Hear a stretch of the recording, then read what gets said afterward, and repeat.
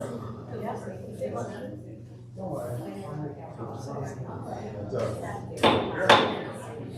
to the Economic Development and Energy Committee meeting. Everyone please stand for the pledge of allegiance. Allegiance to the flag of the United States of America and to the republic for which it stands, one nation under God, indivisible, with liberty and justice for all. Roll call, please. Legislator Birmingham. Here. Legislator Allen. Here. Chairman Gould. Present. Thank you. I'd like to make a motion to move number 4 to at this time. The thing on 4 is about tourism. Do I have a second? Second. All in favor? Aye. Thank you. Okay. We have an approval budgetary amendment for 25A 022 tourism out of New York. We have Tara Keegan and Ms. Walsh with us. Guys, I come up to the.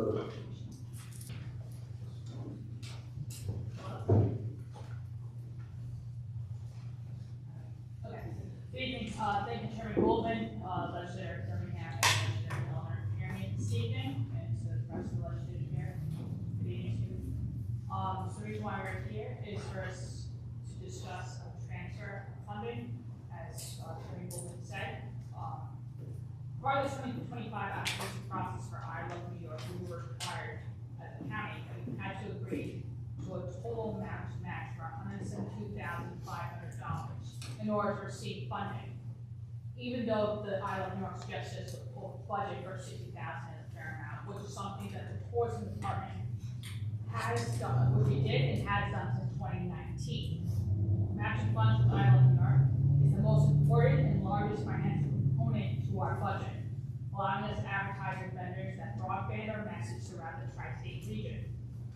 Due to budgetary formulas beyond our control, we restored it in our I Love New York budget line by $18,384, while we cannot do anything about the I Love New York portion of $9,192. We respectfully ask you this evening that you move the county portion of $9,192 into our advertising line. This will have no fiscal impact on you or the hardworking taxpayers of Putnam County. All the counties in the state receive less funding by I Love New York this year. Many of the counties do not rely on the I Love New York line because they have a larger advertising budget than ours. However, this loss of funding impacts our county and affect our, if we lose this kind of funding, this would impact our ability to promote our county effectively. So that we do request a humbly accept our proposal to move the $9,192, the county matching fund into our advertising line. Thank you. Thank you. By the way, you guys did a great job. I've really seen an increase in what you guys are doing. It's very good. Anyone from the committee have any comments or questions? Through the chair. Tara, could you just clarify it's coming from which line? We're just moving the county portion of the $9,192 from the I Love New York line, because we have to match the funding that they have in their system for budgetary process and for like our reports that we move into our county advertising line. Okay, thank you. And again, like I said, this we have no fiscal impact at all. It's just a simple bookkeeping issue. Anyone else from the committee have a comment with us? Okay, any legislators have a question or comment? Legislator? Can you say that again? Clarification. How much funding are you missing from the state that was not?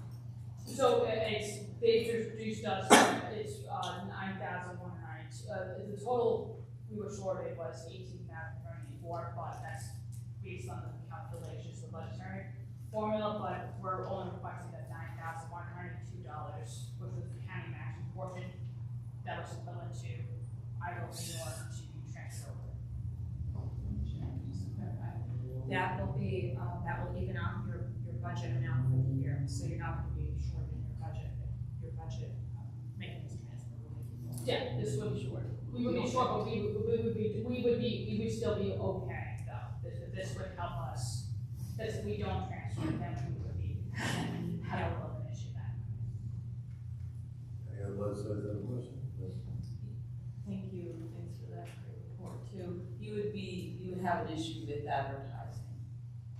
It's, I mean, the transfer is coming from the county portion, which can be used for a variety of things. I don't know, I think the legislature understands, the public may not understand that the I Love New York money is restricted in use and it's only to be used for advertising outside of the county. So if you transfer the $9,192 from the county portion to the I Love New York, it's going to be exclusively used for advertising. Is that what you're saying? You're short advertising money. You're short the I Love New York. No, we're short on the I Love New York line, but to match for the purposes with I Love New York on their end, we need to transfer the money out of our line, budgetary line, on our system to match theirs. So we need to transfer the county portion into our advertising line. In order to get even the I Love New York money, or just to make that I Love New York money whole? Just to make the I Love New York whole based on their, that's based on the budgetary amount, we would have to make it for budget, for booking, for budget reports. So when we do the budget reports, the number that we have on our end is matching what they have. I don't know, I would just argue that that $9,192 that's coming out of the county portion, if it is going to the I Love New York accounting line, it therefore can only be used for advertising outside of the county. It's going to be, no, it would be going the other way, the county portion would be going to our advertising line. The county portion would be, so we're spending $9,192 of the county portion on advertising. I just, correct? No.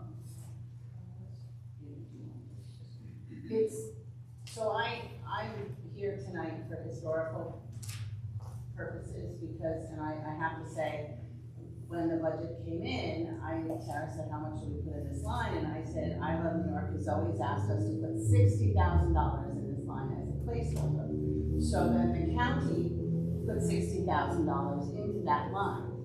When we got the check was 18,000, help me less, 9,000, and half of that, we could have, it's full transparency that we wanted to come to you and say, they shorted us this money. So we shouldn't leave our half of that money in there. That line is supposed to have equal amount on both sides. So we just want to take the money that was in there and move it over here, because otherwise we're short almost $20,000. We budgeted for that $18,000. Now we're gonna rebudget and not ask for more money. We just want that $9,152 that was already budgeted to tourism not to also be lost on top of the $9,152 the state shorted us. So again, my point is always, I don't like to see all of that money, and I've had this conversation with New York State, and I Love New York going to advertising, so I understand it's not for that, and I just, all of that money going to advertising, we have social media, we don't need advertising on my side of the county, you all know that, it's just like one post on social media and we're inundated with folks. Again, I'd love to see some of the tourism money go to help support the impact of tourism on our communities. Thank you. Which is the goal that we're trying to do. We're using the 91,000, it would be something that would be advertised throughout the county.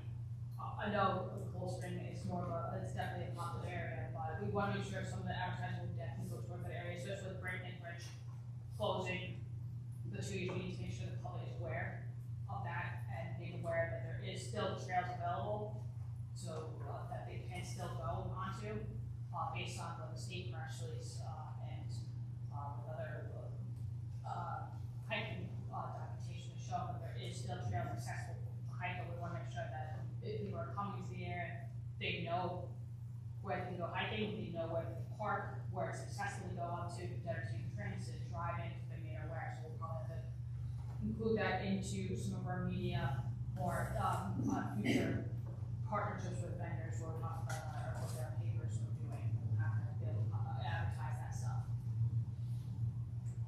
I appreciate that. I see more of, that's a state responsibility, they're state parks, and we're gonna need more help in doing that, I'm sure. You know, we'll try to direct more people. I mean, my idea of supporting communities and the impact of tourism is with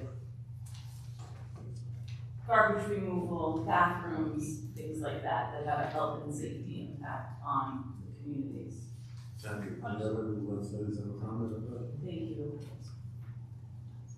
Any questions on the legislature? Does the audience have any questions or comments? Seeing there's no comments, I make a motion to pass this to the floor. Do I have a second? I'll second. All in favor? Aye. Thank you. Thank you very much. Thank you. Okay, moving on to item number 3. Received many inquiries from residents throughout the county concerned about the increasing energy bills. And that's nice to have to come here to talk with us about this. So, the representatives of NYSEG, come on up.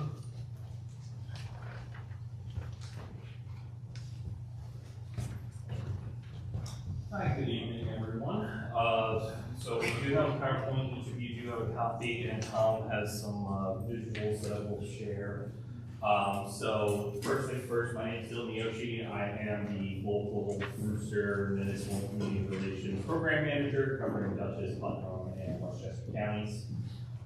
So as the chairman of the committee said, you know, we've been receiving a lot of calls about bills and things in that nature. So we're just here to explain what was going on this winter, what is happening, what's the status now. So the first one,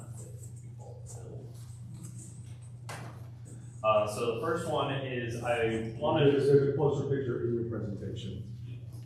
so to just explain, so on your bill, there are delivery charges and then there are supply charges. So delivery charges is nice. That is where, you know, the cost of poles, staffing, things in that nature are negotiated every few years under what is called a rate case to the Public Service Commission in the state.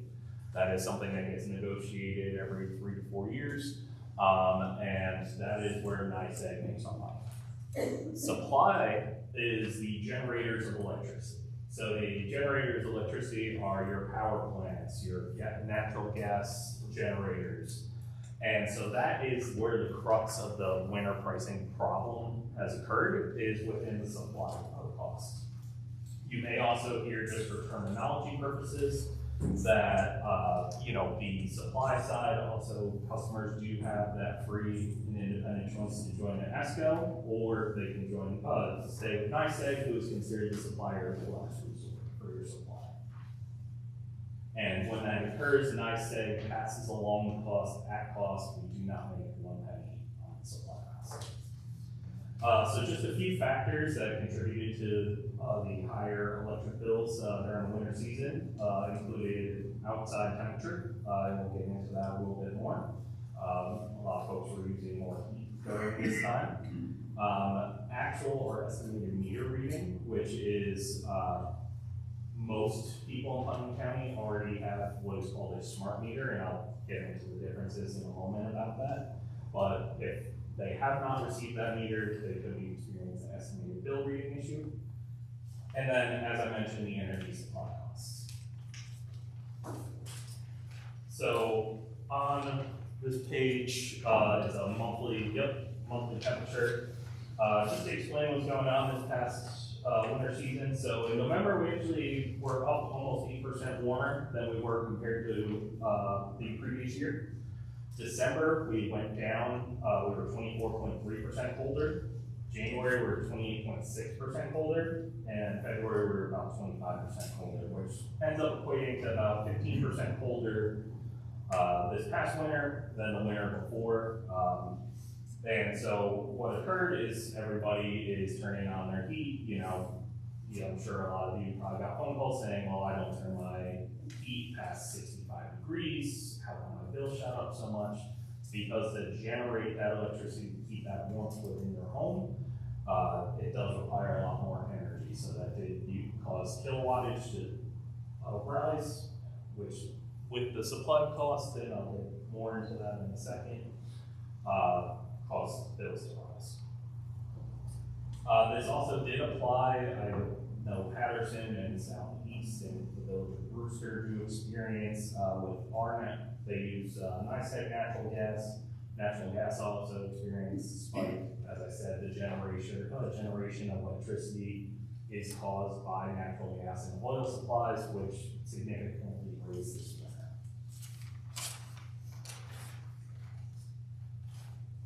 So just to get an understanding of how NYSEG gets that electricity and natural gas, so the biggest components are gas and oil, which we've seen a dramatic increase this winter in the marketplace.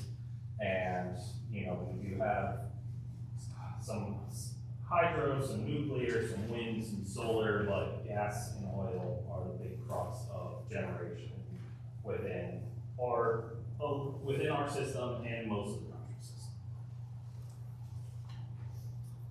We also did experience a growth of 4.5% higher winter demand, which essentially means, as I said, it was a lot colder, so a lot more people were generating electricity use within their homes, and so that extended load on the system, caused needing to purchase more from the suppliers, and basic supply and demand led to higher increase. So the big thing that we're going to talk about here is the day and night meter, and that is probably a phrase you've heard in the newspaper and things around. And just for clarification, a AMI smart meter is something we recently put in to, you have to opt out within our system if you want to. That is the actual hardware. So someone comes to your home, they replace the hardware, and then they leave. There are two what I call settings, an SC1, which is a regular street meter, and an SC8, which is a day and night meter. And that is shown on this chart. The straight meter is blue, the day rate is orange, and the night rate is green. And so what was occurring is when we installed these meters, we kept the option that the customer had previously had as their setting. So if you had a day-night meter prior to the AMI meter installation, you kept your day-night meter. If you had a regular straight meter, you kept that meter. And so what occurs is within New York State, they allow us to what's called hedge. We are allowed to hedge a regular street meter. And so we are able to go out to the marketplace and realize that, winter is coming, we want to buy at a lower price, knowing we're going to have a lot of demand. So we're allowed to hedge up to, I believe it's 80%. No, we have to hedge more than 0, and we can't hedge 100. So right now, we're hedging on the day and night meter about 70%. Regular meter. Regular meter, we're hedging about 70%, which helps stabilize the cost for resident straight meters for those customers.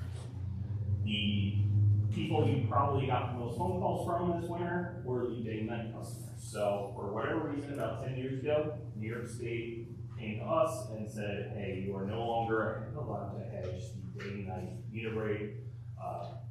Similar Central Hudson has on and off peak state terminology. And so they are subjected to the marketplace during the winter. And if you see on that chart, a residential straight meter customer might have been paying 10 to 12 cents this winter. There's customers who were paying almost 30% at one point in mid-January, and we take a 30-day average to create that supply. Just as an example, I looked at rates today, and I went back into December. So I have an SC1 meter, which is a straight meter, which probably most people here have. My rate fluctuated from maybe 8-9 cents to 10 or 11 cents. In fact, today I think it was just slightly under 11, which has actually been lower than the ESCO that Westchester offers, the rate from NYSEG. The day-night meter rate, in January alone, we had fluctuations from one day it was 6 cents, and one day it was 30 cents. So that's the fluctuation that we see. And as Dylan mentioned, when people come with bill issues, we need to see those bills, and I'll tell you why. Over the last 2 weeks, I've met with probably between 500 and 600 customers face to face. We had one right at the Carmel Town Hall. We had a pop-up where about 200 people came through the door. We had one in Yorktown where about 70. I had one up in Liberty, having one in Elmira next week. At least 80 to 90% of those people had day-night meters. And that's where the complaints come from. And of those 80 to 90, 50 of them were from my town where I live in Somers, which was Heritage Hills, where it's electric heat in all the condos. So that was the thing that we've been seeing quite frequently. And that's how come we offer these meetings, because people come and talk to us. One thing that I do want to mention is while we've held what we call community connections, we also have about a mile away at our Brewster office, 35 Milan Road Southeast, we have a walk-in office.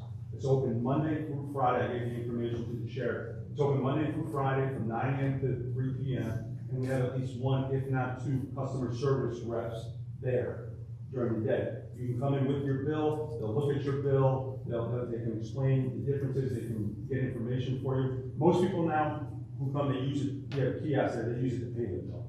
But we do have some, so we do want to stress that. Some areas we don't have a walk-in, but here we do have something where during the day, Monday through Friday, people can come in and ask specific questions about their bill with an expert that we have. So I just wanted to stress that that's where we're really seeing the majority of the complaints come to us on a day-night meter. And then just to wrap up my presentation before questions, on the last page, and have it here as well, someone using the same bill on hours, just to understand between the SC1 and the SC8 meters, a SC8 customer was being charged 14 cents for the day rate and 11 cents for the off-peak rate. Meanwhile, an SC1 customer is being charged 8 cents, which, if you had the same bill, would result in the SC1 customer saving $175. And right now, if we were to look at the rates today, the day-night rate has come back down. It's gotten warmer. The demand is not as high, so the rates have come back down. So the day-night meter, I don't have it in front of me, but the peak might be around 10 cents, and the off-peak is 78 cents. And that's what you hope to have. What you hope to have is you hope to have the straight rate, and then you have to have the peak and the off-peak sort of bracket, because then it makes sense. And then that's it's a user's decision. Hey, after 11 o'clock, I'm going to do my laundry, I'm going to do my dishes. Because that's when the off-peak rates kick in. It's more of a lifestyle type thing when they put it in years ago. But they adjust. Now again, if we have another cold snap, then the rates could go up. But the real thing we want people to leave with is that the day-night meter rates we have no control over.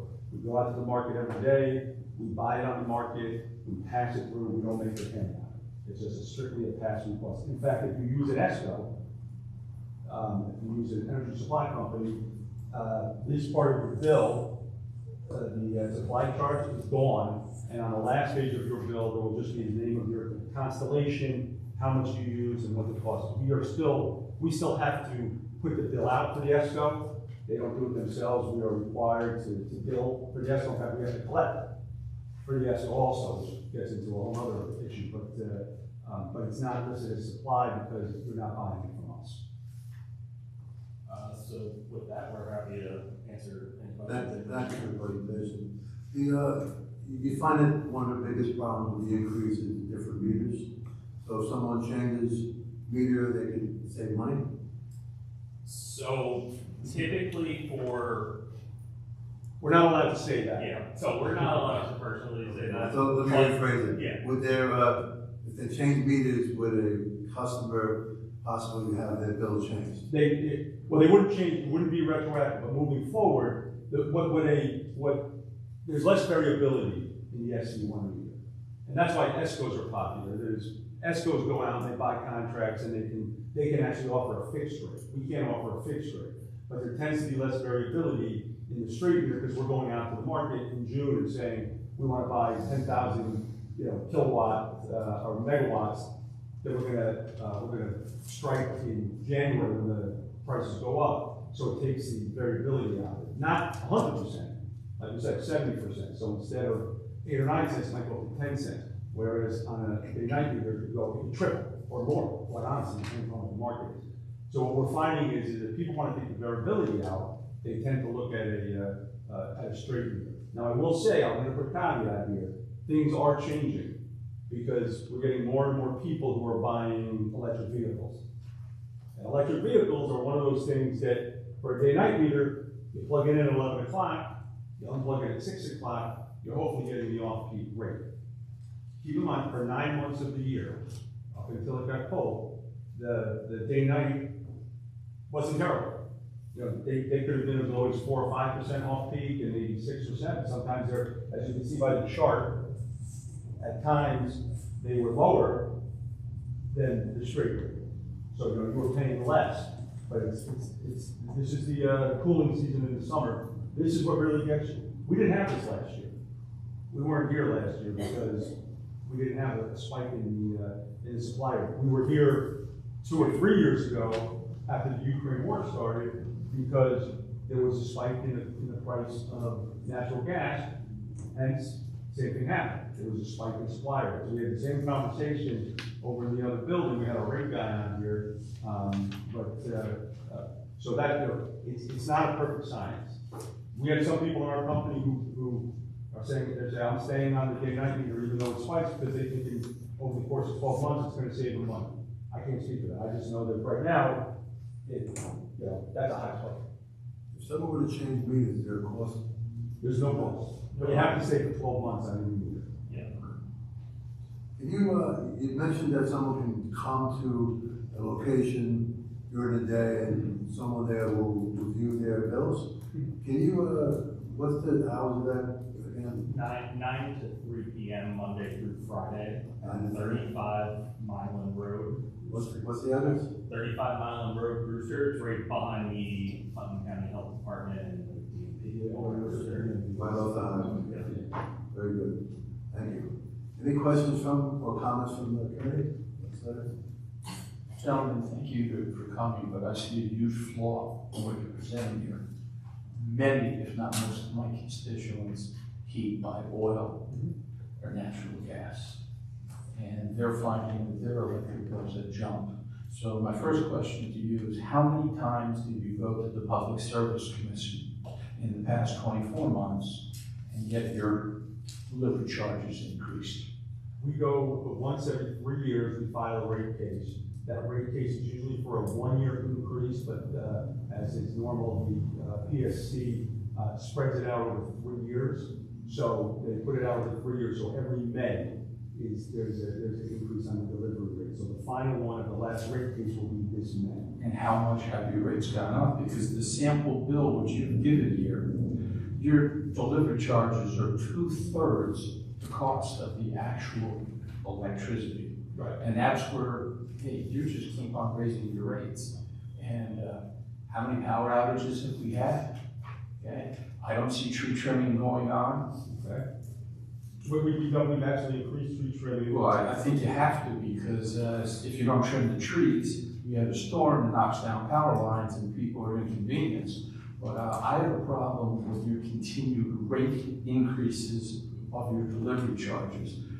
When delivery is 2/3 of your cost, of someone's cost of electricity, we get a problem situation here. Yeah, and just to be totally transparent as we always are, we're going to be filing another rate case coming up. And so what percentage have you increased? For Last year, over the last 3 years, how much has your delivery charges increased? Typically it goes up less than a penny to a penny. Well, then how if it's less than a penny to a penny again on your sample bill over here? There's $303 of delivery charges when there was $453 of electric usage. Well, I mean, in this case, it's a lot of usage, I will say that, it's 3,200 in kilowatt hours. Yeah, but the point is, the delivery charge, would that delivery charge go down if people used half the electricity on your sample bill? The actual cost is 7 cents, or what it is here, the 7.2 cents would not go down. But if their usage goes down, yeah, the total overall cost will go down. The delivery rate at 7 cents, 7.2 cents right now, is everything is based off of usage. So somebody who uses $3,200 is going to have 3,200 kilowatt hours is going to have a much higher bill than somebody who Is the only variable cost the delivery charge? Because you have all these other charges built in. You have your transition charge, your revenue decoupling for January and February, your SPC charge, everything is Some of variable. those are taxes, and they're actually explained on the back of the bill. Transition charge, I believe, if I'm not mistaken, is the cost that we have to go out to get supply. Again, we have to go out and get supply for people. But they're all explained on the back of the bill. We can get a more detailed bill. In fact, we're putting the bill together now so people understand what actually goes to NYSEG and what is just taxes. Because there are taxes as well. But I'm just saying, so everybody at home knows they're variable, and every one of these is linked to your It's linked to usage. your usage. And that's what we're saying, is in the last 3 months, from December into January and February, we saw an increase in usage across the board because it was cold. If I set my thermostat at 65 and it's Again, for those people who heat with electricity. Right, who he was elected, that's true. The other people, and this is what I do say, and I understand where you're coming from, and that's why these pop-ups are good for free. We need to see individual bills. We're not saying that the states can't get paid. The states can get paid. They have 1.3 million customers. I'm sure we've had mistakes. If you don't have a smart meter right now, we still go out and we have to read the meter. Sometimes they make a mistake with the numbers. So we have had some instances where they've come to the pop-ups, and you know what? Hey, you're right. We're wrong. Thank you for bringing it to our attention. That's why I want to point people towards our walk-in. But we need to see each individual bill, and that's what we do. We have people who can look at it. We have a call-in number that you can call. We have a walk-in number you can call, and we just had a thing right here in Parma where, like I said, 200 people came in. And as I said earlier, I was talking to the chair. Don't get me wrong. People did not leave happy. But they left understanding, okay, at least now I understand. Maybe I need to switch to a straight meter. Maybe I need to do something else. And I don't get a question, so can I say one more thing? Yeah, Okay. chair's decision. Oh, okay, sorry. But what I also want to say is with the smart meters, what we're able to do when it's fully rolled out is we have what's called Energy Manager, which you'll be able to go into your account and you can see by hour how much energy you're using. So we had somebody come to one of our pop-ups here in Carmel, and at 2 o'clock in the afternoon, it spiked, because I had no idea what I was doing. And so he's going to go look at it. So you'll be able to look to see sort of trends, hour by month comparison. We're trying to get the tools to help people to do that. Again, I'd be interested in seeing some of the cases that you have where it's gas or oil heat, and their bills have gone up that much, because maybe there was an issue, and we would certainly want to look at it. It's been our experience so far that down here, the Brewster Division, which is Westchester, Dutchess, and Putnam, has the most, or the highest percentage of day-night meters of any other division. We have over 20,000 day-night meters in the Brewster Division. For whatever reason, when they were built back, some of these places in the 70s and 80s, that was the meter that people put in. Thank you. Any other members of the committee have a question or comment? Any legislators?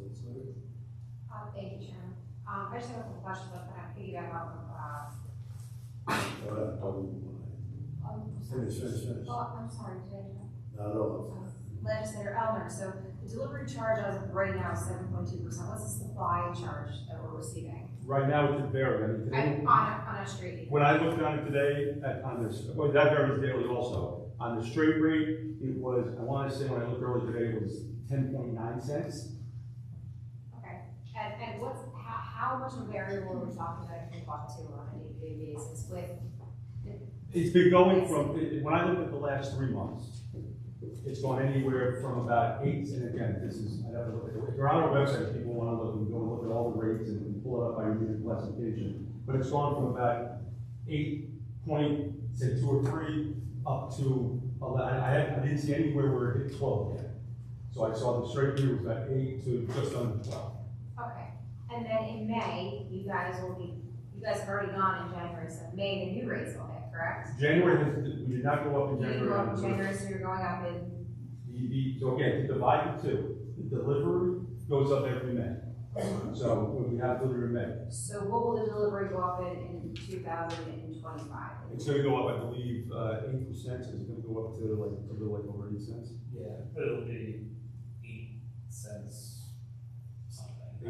I can get you the exact number, because we have in different areas sometimes. Okay, and then the 3-year term that you guys come up with for the supply, correct? No, supply is strictly market driven. Market We have driven. nothing to do with the cost of supply. So supply, we're looking at around the same 8.23 to 11. No, What supply, are you we can't, purchasing? we can't tell you what the supply is. On the straight rate, we'll go out and we'll take 70%. So we'll go out in the market and we'll buy futures. And then when the market goes up, like in January, we'll execute those. But at any given time, on the supply, in May, God forbid there's another war, they could shoot up again. So how often, sorry, if you don't mind, how often do you guys find yourself going and having to purchase? Well, we purchase every day. I mean, everything we do is purchase. We don't generate power. We're not allowed to generate. Okay. We purchase. It's all controlled by NYSEG, New York Independent System Operators. And my next question is, I know I've dealt with both quite a few occasions and this year.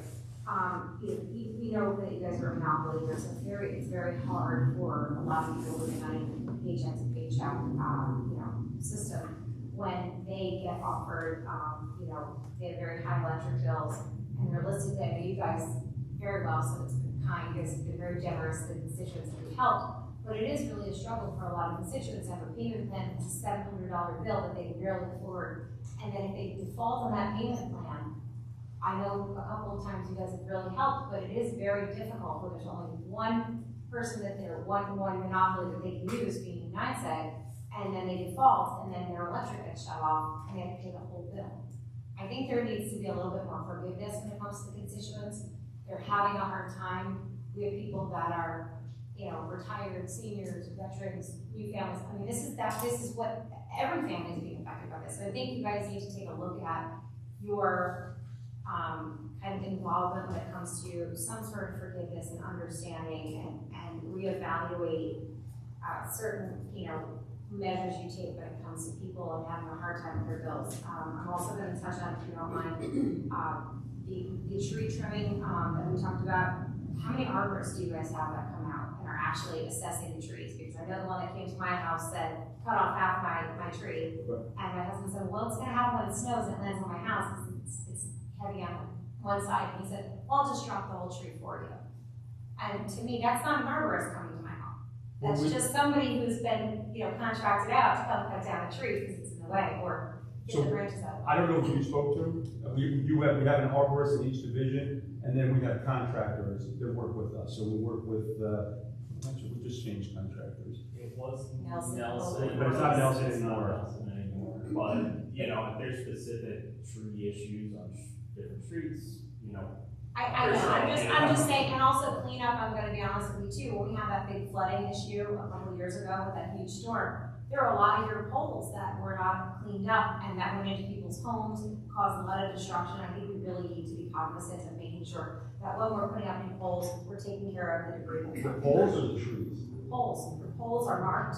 Yeah, okay, no, what I was gonna say is, Yeah, actually Supervisor Durante's in the audience and I believe we had a huge issue over in his area and a lot of the poles were marked by NYSEG that were just left on the side of the road and new poles were put up. that's a problem. That If is it's poles, I get what you're saying from, I hadn't heard that. We do say that if it's work that we're doing, like in an off cycle, that we pick up, we ask the homeowner if they'd like us to keep the trees or branches there. Some of them want the firewood. If it happens during the storm, we actually do not pick up the storm debris. I mean, the poles that you. That's what I'm saying, so that's an on the side, interesting, so- I hadn't heard of that. Yeah, you know, marked, and I was able to tell if it was actually a pole from the Fios or Verizon, Okay. and if it was, Well- or if it was NYSEG. We'll check with the supervisor because, yeah. There was a couple of them. No, that's great. We'll find out. That I've never heard. Some, yeah, just some. No, that's, we should be removing any poles that are left over. Any other legislators have comments? Thank you guys for coming and giving us an update. The one thing, somebody had mentioned that the residents should be going out and looking at their actual meter and making sure that it matches the meter number on their bill, because there were some instances where the meter numbers didn't match the bill, and maybe it was the neighbor's bill. So I don't know how true that is. I have not heard of that with the smart meter technology. If a customer wants to go look at it, they're certainly entitled to, it's their home. And if there's issues like that, as I said, you know, we have 1.3 million customers, you know, we're certainly, you know, human error and things like that. Okay. So, you know, I know Ed and Beth are great at emailing legislative issues to us, so, you know, feel free to send it to them and they can get it on to us. I'll reach out to our AMI team, our smart meter team, and I'll ask, because we've deployed over 1 million of these across the state, and they keep track of statistics. I'll ask them if they have, I haven't heard anything like that, but I'll ask them if they have any statistics on that. Thank you. Yeah, because I started telling my constituents, well, just double check, make sure. Right. I happen to be a day-night meter person. When I moved up here, that was sold because my house is entirely electric. Yep. And there were cold winters and there were warm winters since I've been here. But this is Worse. absolutely the worst. And then, as Legislator Crowley said, you guys aren't very helpful when a constituent can't pay and they fall off the payment plan. It's you have to pay your bill in full, which is impossible for some people, and then they worry that they're going to lose power or service. So is there a way that you can be a little more flexible? I happen to be one of them. My payment got to you guys 1 day late, but I set it up with the bank, and it was, no, pay your bill in full, and then we'll work out another payment plan. So I know that that's happening because I experienced it, and that is a little disheartening because my bill went from $125 on the payment plan to $713. So We can go back, the feedback is great, we've heard some similar things in other areas. We certainly go back to our senior leadership and give them the concerns, talk to our collections department and our billing department. And we actually obviously can't say yes, but we can bring it back and talk to the people that can. thank you. Thank you. Any other legislators have comments, questions? Okay. Anyone from the audience have a question then? Stand up where you live and what your name is. I have 2 questions. One is, how would I know if I... Actually, can you come to the mic, because I know it's not open right now.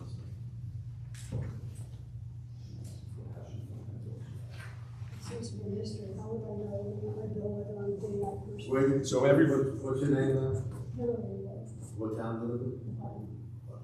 So the question is, I'm going to tell the crowd, but the question is, how can you tell what type of meter you're on? On the top of the bill, it says right here, electricity service. This one happens to be a residential day-night. If you didn't have the day-night, it would just say residential. Okay. So Is that your bill? So when I get this, I'm supposed to know if I have a different rate from if I had this other thing. You have a residential one. I'm supposed to know somehow that I had a choice. I'm supposed to know what the difference is? No, the rate is, or the meter, some of them are legacy meters. When you buy the house, it's whatever meter was there back in the 70s and No, early it's 80s. actually there by my family, and they put in a smart meter about a year and a half ago. Yeah, smart meter has nothing to do with it. Smart meter is going to be programmed. I've never been asked, so I want to know, what do I do about this? How do I find out what's the best thing for me? Well, you have residential, so right now, usually that's a good one. If you want, after we're done, we'll take a look at the meter, we can get the name and number, and we're happy to look at it, but it's showing that those are the better ones. Okay, the other thing is that I'm aware every winter for at least 2 or 3 months, and those months are when I have the highest consumption. Yep. And when I'm not here. Yep.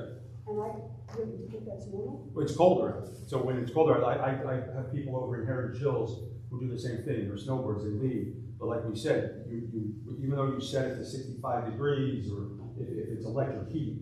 Are you electric heat? My whole house is electric. I've saved to 61, and there's nothing on that house except that and the Wi-Fi. Right, so as we said before, when the temperature is 20 degrees, it takes a lot more electricity to get up to 61 degrees than when it's 32 degrees.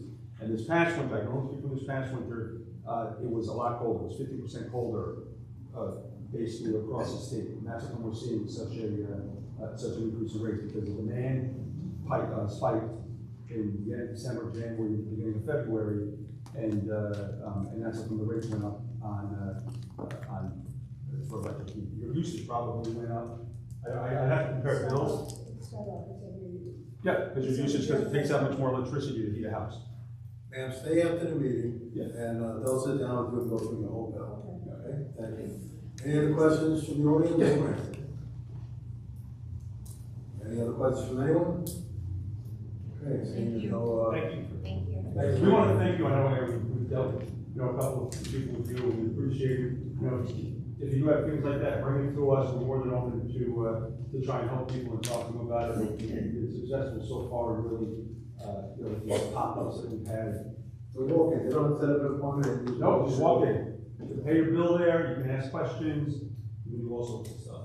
They can even, if you want to change your meter, you can start the process of changing your meter. Thank you. All right? Good to see you, Dylan. We appreciate it. Item number 5 is the business. Seeing no other business, make a motion to close the meeting. Do I have a second? All in favor? Aye. Thank you.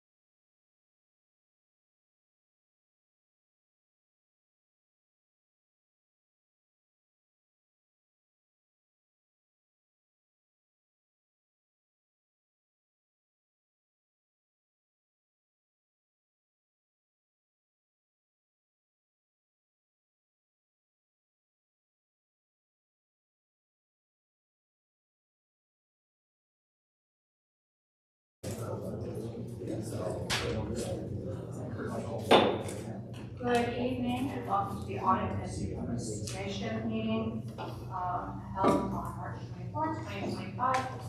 Please rise for the Pledge of Allegiance, which is I pledge Allegiance to the flag of the United States of America and to the republic for which it stands, one nation under God, indivisible, with liberty and justice for all.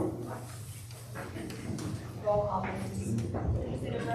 Here. Legislator Crowley. Present. Chairman Hussein. Moving on to agenda item number 4, excuse me, 3, is approval of minutes for October 8th, 2024 budget meeting and the October 28th, 2024 meeting. Second. All in favor? Aye. Moving on to agenda item number 4, 4A, is the sales tax report.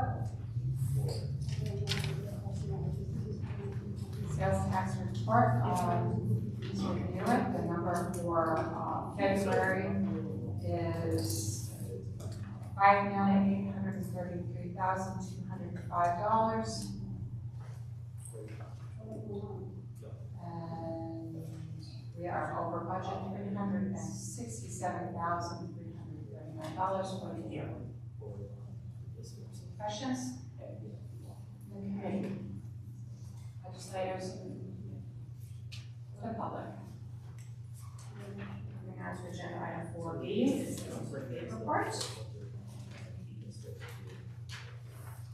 There is no activity.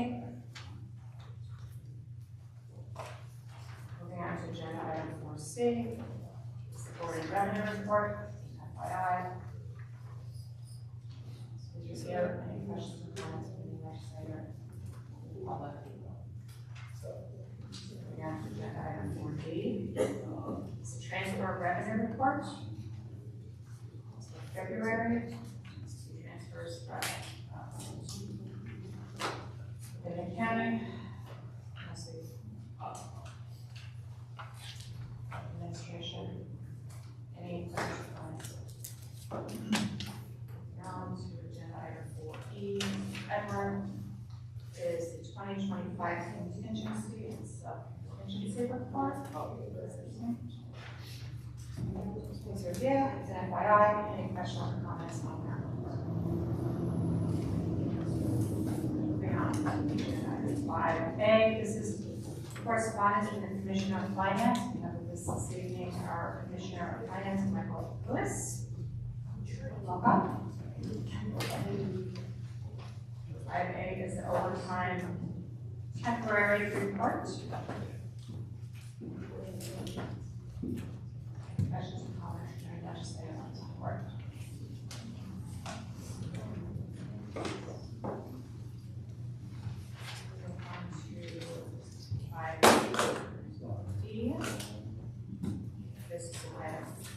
Approval, this is approval for budgetary amendment 24A 139, finance for year-end journal entry number 3. I'll make a motion to approve.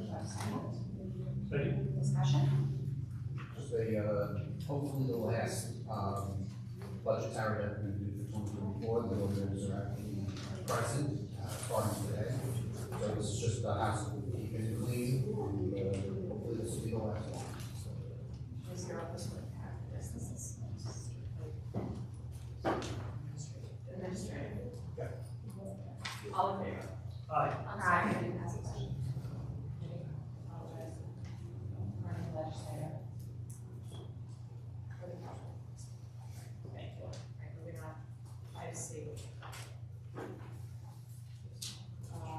5C is approval for budgetary amendment 25A 022 from tourism, which is discussed in the redevelopment committee. This is in the amount of $9,192, zero fiscal impact. Any questions and comments? Any other legislators? Thank you. As stated earlier, that was a little bit of a confusing conversation, and we landed on, it wasn't for advertising, but it's $9,192 going back into the advertising budget. Correct. Yeah, so that's unfortunately that advertising budget, if you treat it the way the rules of the Isle of New York ones are very restricted. Taking $9,192 out of the county portion, which is not restricted by anything other than our approvals, I don't know why we just don't take the shortages in the advertising. We get 60,000 plus from New York State for advertising. That's, maybe it's not enough money for what Putnam County needs to do for advertising, but, print is kind of dead, and I think social media, and we can find alternative, less expensive ways to advertise. And that $9,000 can go a really long way in removing garbage on really busy weekends in some of our towns who are overrun with tourists, and that's where the money could and should come from, is tourism. I just got an example. I'm under the impression that if we don't transfer the $9,192, will we lose the $9,100 from New York State? It's matching. So you're losing that matching That's what I'm saying. 9,192. Right. So all you're doing is just taking it from the restricted out of New York money, and now you're putting it back into a county appropriation, And what if we don't do it? and it's just gonna sit there. But we lose. Correct. That's You're what I'm gonna lose saying. the revenue, but you're That's- also lose the. Because of 50% the matching funds. Correct, so they're trying to be creative, and I think they've also, this has been done the last few years, when Tracy was here as well. It always comes up. I'm sorry. It does always come up. So, I mean, if we had gotten the full $120,000, $60,000, then they would have used it towards there, and we would have gotten reimbursed for that. Any other questions? Any questions or comments from the public? Okay, I'm gonna make a motion to approve budgetary amendment 25A 022. Do I have a second? Second. All in favor? Aye. Agenda item 5D. Is an approval for budgetary amendment for planning, for the New York State DOT contract for the Modernization and Enhancement Program funding. I'll make a motion to approve. Do I have a second? Second. Discussion. This is item that came from the planning department. This is in the amount of $551,000. $551,037. These are, what they call NEP funding, they're 100% state funded, and will go towards the trans facility. And this was discussed recently. Any questions or comments? Any other legislator from the public? All in favor? Aye. 5B is an approval for budgetary amendment 25A 024 pursuant of water park C funds, also reviewed in physical. I'll make a motion to approve. Do I have a second? Second. Discussion. Legislator Crowell. I just want to state that we had an additional, we have to move to accept the additional. I'll move to accept additional 5E. I'll second that. So we did receive, just, it's, Yes, this is correct. Right. You made the motion, I second it, all in favor, all in favor. Aye. So regarding the additional, I did request at the meeting, regarding the, Part C monies, and this was the email from Brian Steinwiller, New York State Soil and Water, that sent the email to, us regarding the measures financial assistance guidance, and it says, if you allow me to read it, just for the public, State Committee has developed the following guidance based on the law changes that occurred in 2018 for state aid to districts Part C. The guidance pertains to awards that were received in 2019 based on performance measures, achievements in the calendar year 2018, Part C, subsequently awards. Guidance for Part C, funds are not required to be spent within a calendar year. Unspent funds will not be required to be returned. All expenses are allowable under district law and now eligible under Part C. This includes expenditures that were previously uneligible under Part C, such as dues and donations, trainings and workshops, education, outreach, and marathon expenses. Part C funds should be spent on activities and expenditures that are based on the district's mission comply with district law, aligned with the district's annual plan of operation, and are approved by the district's board, state committee, staff, and are available to assist district boards with developing and prioritizing projects, programs, plans, and ideas for expenditure, increasing staff capacity, hiring, retention, staff training, and encourage to foster district program and staff professional growth. Equipment, vehicles, capital improvements, or district or county-owned property must follow district procurement policies and have a direct bearing on programs or activities implemented by the district. Funds earned by the district, Part C awards and district funds can be utilized towards eligible expenditures for Part A and leveraging funding sources. Final reports are valuable communication piece. SWCC frequently receives inquiries on the district activities and uses state aid funding to inquire. To answer these inquiries, SWCC has decided to continue the requirement to complete Part C final report. General reporting on the use of these funds will include how they've been spent to date, what programs and projects have been done to make possible by the investment of Part C funds, whether the district hired or advanced technical skills for detailed budget sheet. If you have any questions, please contact Jennifer Clifford State Aid. So I just wanted to make it clear to everybody that this was sent to us and we requested this on March 18th, Tuesday, March 18th, with the Fiscal Services Committee. So it does explain that it is eligible for usage. Any other members of the committee? Any other legislative questions or comments? I just wanted to make a clarification. So a lot of reading. Sorry. No, that's fine. I'm just saying. Right here, it says Part C guidance from the Department of Ag and Markets that using the funding to support soil and water conservation district staff salaries is not only allowed but promoted to get them to an appropriate wage. I think that was a large discussion that night at the last fiscal meeting, and this is clarification for that. Any other questions, comments from any legislator? Legislator Malcolm, In the memo or the email from Benjamin, can't say his last name. That's good. That's good. Luskin. It states once, the state aid to district funds, Part A, B, and C are awarded to Soil and Water Conservation District for their yearly activities, projects, and performance.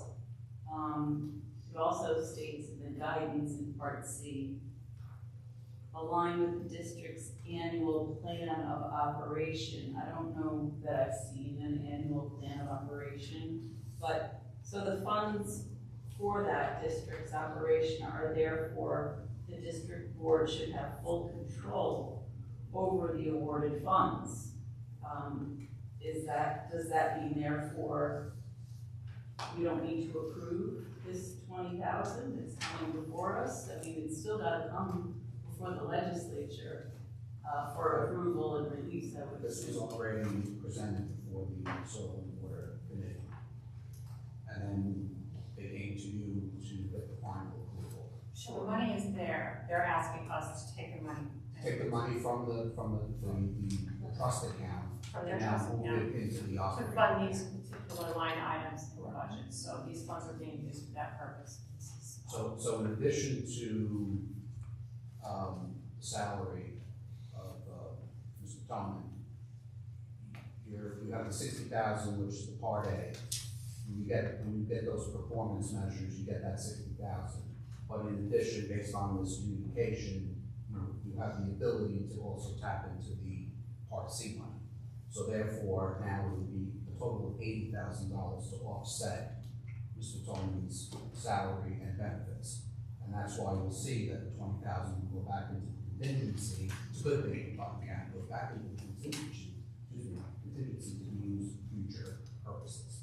So my question was, or maybe it's a statement, the district board has full control over the awarded funds, but the legislature still has to approve releasing those funds based on, hopefully, a district's annual report and operation.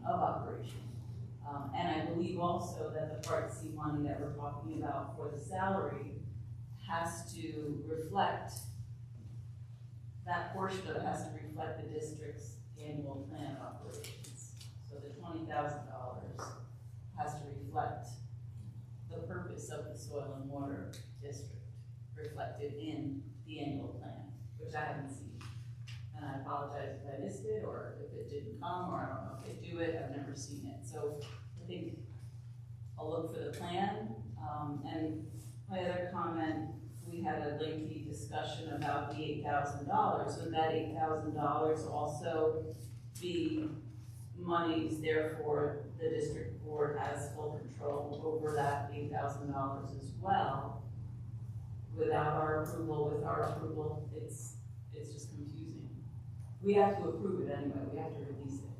So we have this, memo for an increase in appropriations for soil and water, and as I raised at the last physical meeting, there's $8,000, but no backup for what it's being used for. Well, seedling samples, we were told that isn't occurring. We're not having that tree sale. We're not having the seedling sale. So $8,000 for the county fair at Veterans Memorial Park. That's 2 days, $8,000 for 2 days there, and DPW safety days. How many days are? So I raised this question at the physical meeting. Committee members were aware of it. Legislator Elmer again called on me to make the decision. He's on the committee. You guys are on the committee. You're not requiring any more information on this $8,000. I have the opportunity to do that at the full meeting when I vote for it. I didn't have an opportunity to do it at the physical meeting. So I'm raising it again. This isn't backup. This is not backup information. And there's 3 weeks between the physical meeting and when I vote on this. So I'm hopeful that I'll see something in between the physical meeting and 3 weeks to the full meeting, which is April 1st. By comparison, my campaign for this year, for an entire year, where I had palm cards printed, bags distributed, pins distributed, that was for an entire year, that was about $4,000. These are 1, 2, I don't know how many DPW safety days there are, or how many MS4 outreach days there are, but that's maybe a total of 6 days. And I was able to run a campaign for a year for $4,000 out of that.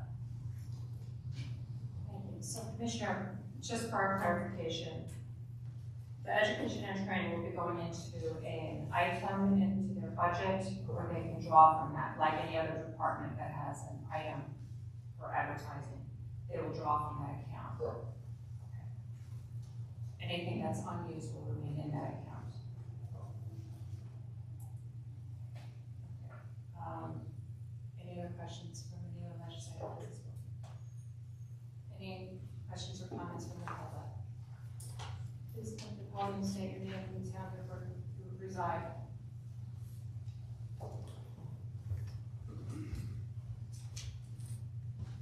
Sandra, I live in Holland, but I work in Patterson.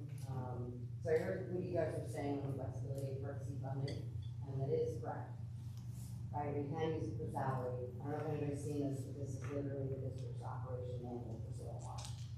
So people on board who voted to improve it, a board are trusted to event this. What is a DPW safety day? Anybody know what that is? And what they were in that? I believe I went to one last year. It was up at the county park. I think it was, I could be wrong, Commissioner, Commissioner DPW is not here, but I think it was a gathering of all of the DPWs or highway commissioners, highway departments in the county. If I'm thinking of the right event, I went there as a citizen. I wasn't an elected official at the time, but from the limited time I was there, it seemed to be an all-day event where they were sharing various safety discussions and things like that. If I am thinking of the right event. Like equipment and stuff like that, like things that was related to. Yeah, I mean, I didn't see any equipment there, but it was at the county park. And, Okay, like safety goggles and gloves, and like your standard, okay, so what would it be, let's say, as the state gave her MS4, which is the water quality initiative that we're required. So it's how everybody is going to implement and better their plans in order to meet the MS4 requirements. Okay, but what would that, I'm asking what the safety demo covers, like what topics? I was not at that one, so I cannot tell you what took place, but traditionally this has to do with what is being put into the drain, how there is runoff, how there are settling ponds to minimize phosphorus. It's all sorts of things having to do with stormwater runoff. Okay, because I think part of that program is your work policies, where it says safety days, would be for wind, soil, and water, and it's in here, I'm happy to share a copy with you guys. It's specifically in here for farm considerations for field technicians of soil and water to go out and do soil and water projects, which I'm not saying they're not in, I'm not saying they're not any of those things, but it is line by line. Beware of wild animals, poisonous snakes, spiders, ticks. Dogs are territorial and can be aggressive towards farm visitors. Wolves are territorial and can unintentionally crush you. Never enter a pasture. The bull is present. I think that's what they mean by education and training, because it says it in the manual that that's what they mean by education and training. So I'm not against salary increases for people doing good work. There's a lot of vaguety on what the things are for, and that's why there's a lot of contention of why it's happening. I mean, I get it, this board approved it, if this board didn't read this manual, what's the approval? 263 pages if no one wants to read it, I get it, I didn't read it. But we're not saying that the issue is not that there shouldn't be performance-based incentive, there should, but then perform the job. Let the public know that farms have the ability to. Turns out, I know there's conversation about renting that way mowers out, right? And that was like slippery slope. There's policies for risk management and hold harmless to rent those types of equipment to individual private landowners in the soil and water district policy. I'm not saying do it, but I'm saying it's there, and it would be really good if you guys have to look at it. Thank you.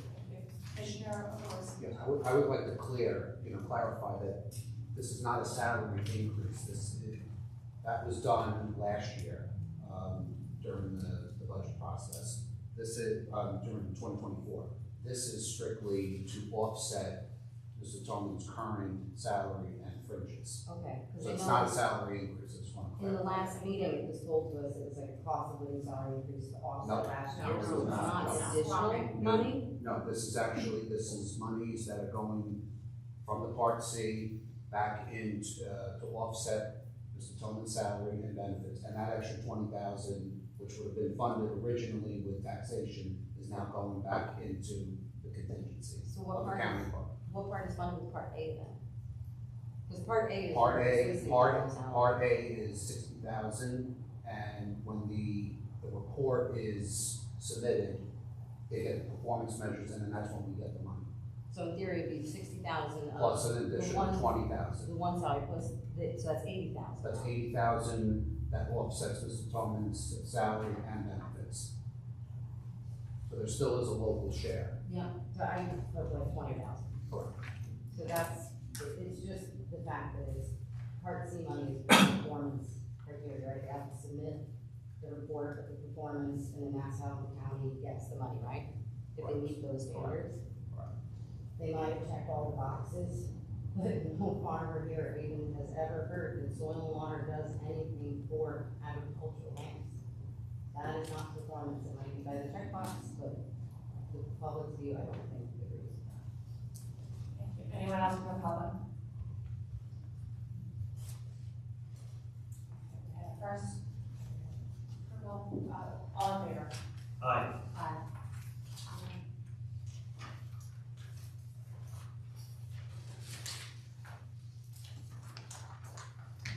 Moving on to agenda item 5F.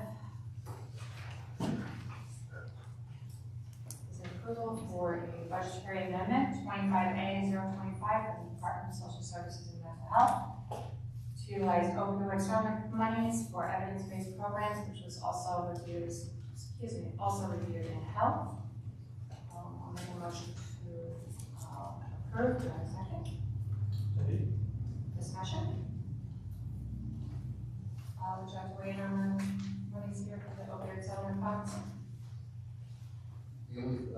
My perspective from this is that there was approximately $900,000 at the end of 2024, of which there was a panel, and Commissioner Sorvio and her team came up with a point system. I can't speak intelligently on that, but what I can tell you is that they came up with $613,000 to go to 5 organizations. And I think there's a memo that she had mentioned that they plan on using in the future, but they need to do their evaluations. One thing that I just want to clarify is that, you know, these are in essence kind of like grant funding. So although I had heard on, you know, in the meeting, and I think you guys have that Schedule C, which is an appropriate use of funds, but I know Legislator Birmingham had mentioned with salary benefits. I caution the agencies that are relying on these monies strictly for salary fringes, because from my understanding from this, just on the finance side, this is strictly, you know, these would just be one-time funds. You know, we could offer it to you in year one. If you don't come up with your performance, you might not get it in year 2. So it's a very dangerous way of budgeting or relying on the money. I would encourage that they're used for the initiatives of, you know, opioid misuse, etc. Any questions or comments from the committee? Any of the legislator? Legislator Montgomery? I understand, we've always talked about these grant funds not being used for salaries. I don't think that was clear to the applicants during this process about really exactly what the money could be used for. I know the county does frown on that, but I prefer when we're talking about the use of opioid settlement funds or treating addiction in any way, the only way to treat that is with boots on the ground people, and we do need to use it for salaries. And I would argue that any agency that provides that service would stay the same. That's all we have, really. That's what we you know, I know that some agencies, I think, included administrative costs in their grant applications. I mean, I think this process, it wasn't really clear. And as I said at the other meeting, you know, agencies who didn't fulfill their program, sorry, I'm at a loss for words right now, are giving money back to the county, or they owe money back to the county because they didn't fulfill that program, but they're the ones being funded again. New agencies are being funded substantially more than our existing agencies, and that's my look at this right now without having a full understanding of it. And I think it's grant funding. There was a panel that put this together and approved it. I don't really know who they were. I don't think we were told who they were going to be ahead of time. I'm sorry to be addressing you. You had nothing to do with this. It's really up to the committees, I think, that are in charge of health and overseeing these things, that, you know, we really don't know what's happening or what's going on. And that's I think there needs to be more oversight. And I know there's an extreme amount of oversight with the state and how these monies are distributed, but there's not a lot of oversight here. Thank you. That's our job. Yeah, I'd like to echo a little bit about what Nancy was saying. You know, Mike, you probably remember as well, 20 years ago or more actually, we had the tobacco settlement money, which was a master settlement, which is unlike this one here. This one, from what I understood from the last health meeting, it's not a master settlement. There was a big bucket of money with respect to the tobacco settlements that every county in New York State and the state got. Here, the money in it, and it was an amount specific each year that you could rely on. Here's a little different because each year the amount has changed. You said it was about $900,000 this year. So we do have to be a little bit careful how it gets, you know, portioned out.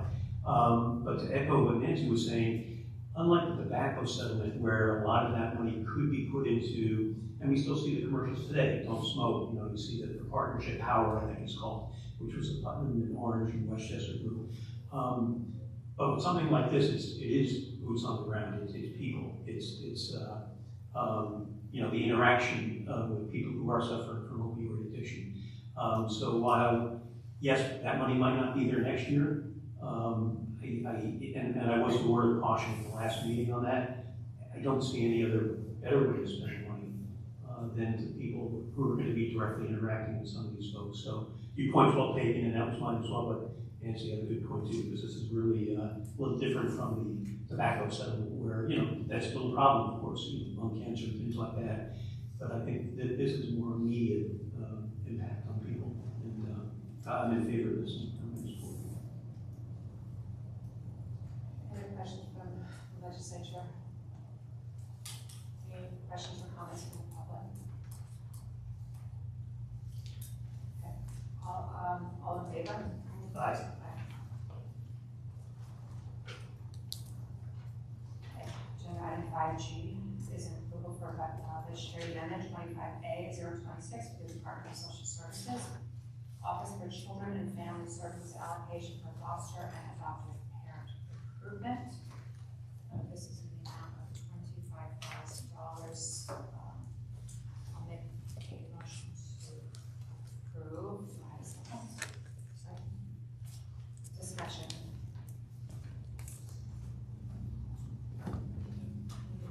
This is for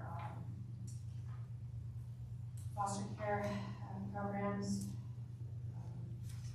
Yeah, so there was a total of $1,450,000 from the OCFS, $25,000 given to several communities, and this is strictly to either promote individuals to go out for adoption or foster care, or those that are already foster parents, they can do events and education, advertising, and stuff like that. Any questions or comments from the committee? Any other legislators? Questions or comments from the public? All in favor? Aye. Agenda item 5G, H, is approval for Budgetary Amendment 25A 027 for Finance. This is to rescind Resolution 74 2025 and correct it as amended. So for the Public Council CSEA contract settlement.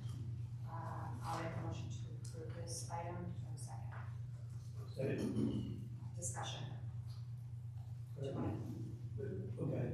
If you want to interrupt, just I see there's a fiscal impact. That fiscal impact this year, that's not changing here. No, Yeah. Okay. It's the same. everything is the same. It's just that there was one individual in the county road, and there's one individual in the road machine fund. So you have to break it down that way. Otherwise, there's no additional fiscal impact. So the amount is the same. It's just Same, correct. that's something. Any other questions from the committee? Legislators? Questions or comments from the public? All in favor? Aye. Agenda item 6 is an approval for budgetary transfer for real property for a temporary position that was also reviewed in personnel. This is in the amount of $14,463. I'll make a motion to approve. Do I have a second? Second. Discussion. This was discussed in the personnel committee. There's zero fiscal impact. The amount being used in this to keep this temporary person was taken from another position that was vacated. So there's zero fiscal impact. This keeps their office intact. So this will get them through the end of the year, and I think that when the property tax director comes before you for the 26 budget, there's plans to make this in a full time. Any questions from the committee? Any legislator? Questions or comments from the public? Seeing none, all in favor?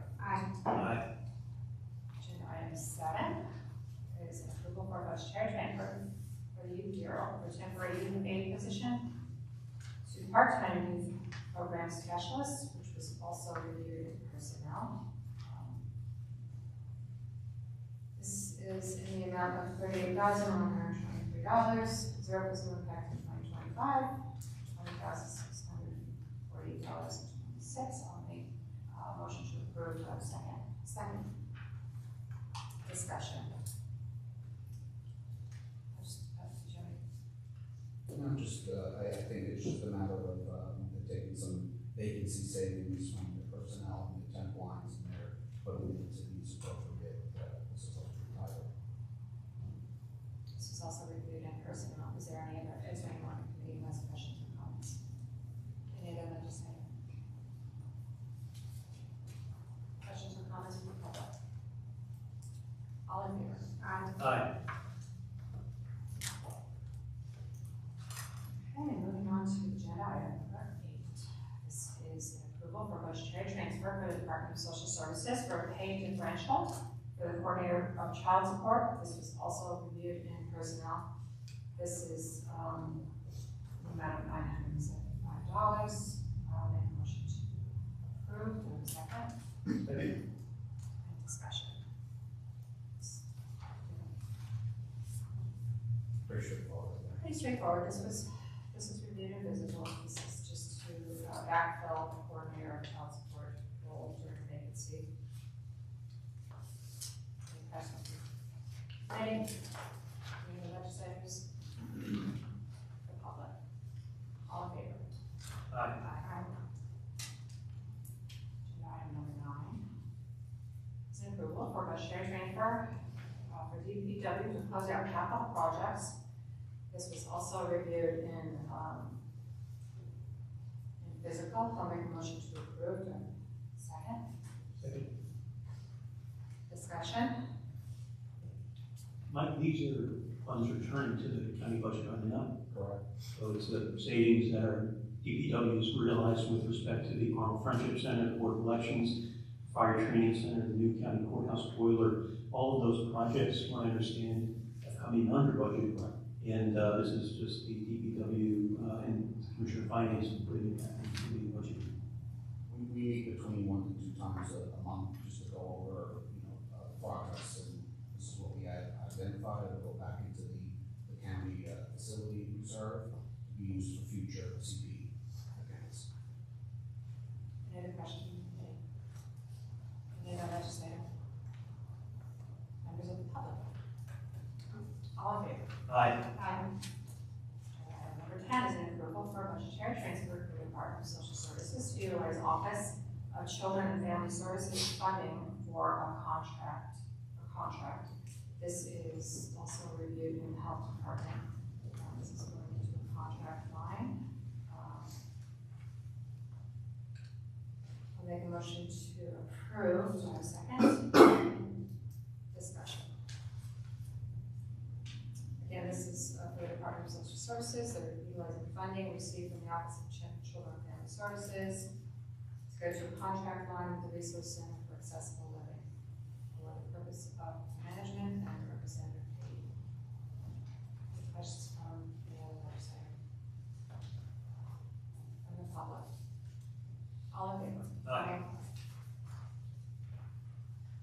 Agenda item number 11. This is an approval for a budgetary transfer from the Finance Department. This is for the county contribution for the Putnam County Putnam Arts Council. This was also reviewed in rules. This is taking the money from SubContingency, moving it into the Putnam Arts Council, in the amount of $13,993. I'll make a motion to approve. Do I have a second? I'll second. Discussion in the committee.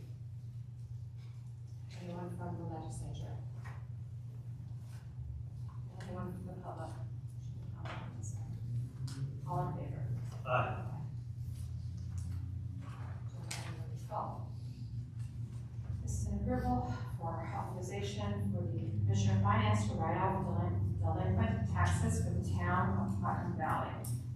Items 12, 13, and 14 are similar in nature, but for different properties. The before I make any motions, I'll allow you to embellish on this, on what's going on here. Yeah, no, this is more of, for better lack of a word, housekeeping, if you want to say. The actions were already made years ago, where, for example, in agenda item 12, it's a rural section 8, which is a wholly exempt property, but for some reason or another, this predates myself, they weren't properly presented to you guys, where gives the Commissioner of Finance the authority to write it off. So this is just making it formal and getting it off our books. So the first one is agenda item number 12. This is for the, again, for Putnam Valley Tax Map 73.8-1-52, and the amount of $19,735.18. This has already been zeroed out on the books, but we're doing it in the need assistance because it's Well, it's going to zero out on our books. on our books. Okay.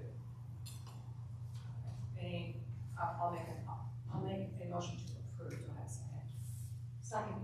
Any questions or comments from the committee?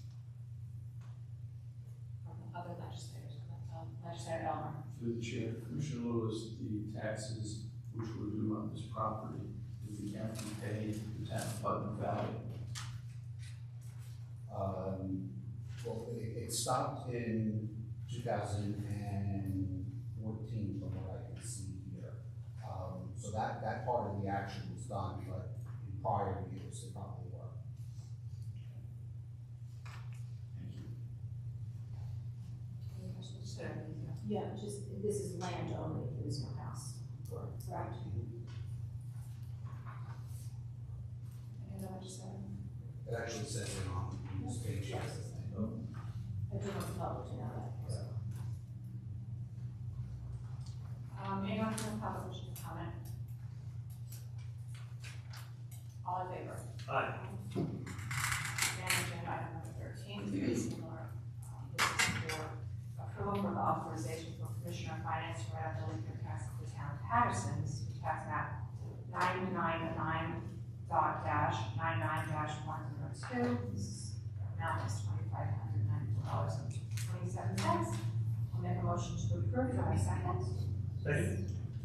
Any questions or comments from the committee? From any legislators? From the public? All in favor? Aye. Again, do back to number 14. This is an approval for authorization for the Commissioner of Finance to write delinquent taxes. This is for the town of Patterson for tax map 4.1-68. This is the amount of $28,352.45. I'll make a motion to approve. Second. Discussion. Any legislators have questions or comments? Anyone from the public? All in favor? Aye. Okay.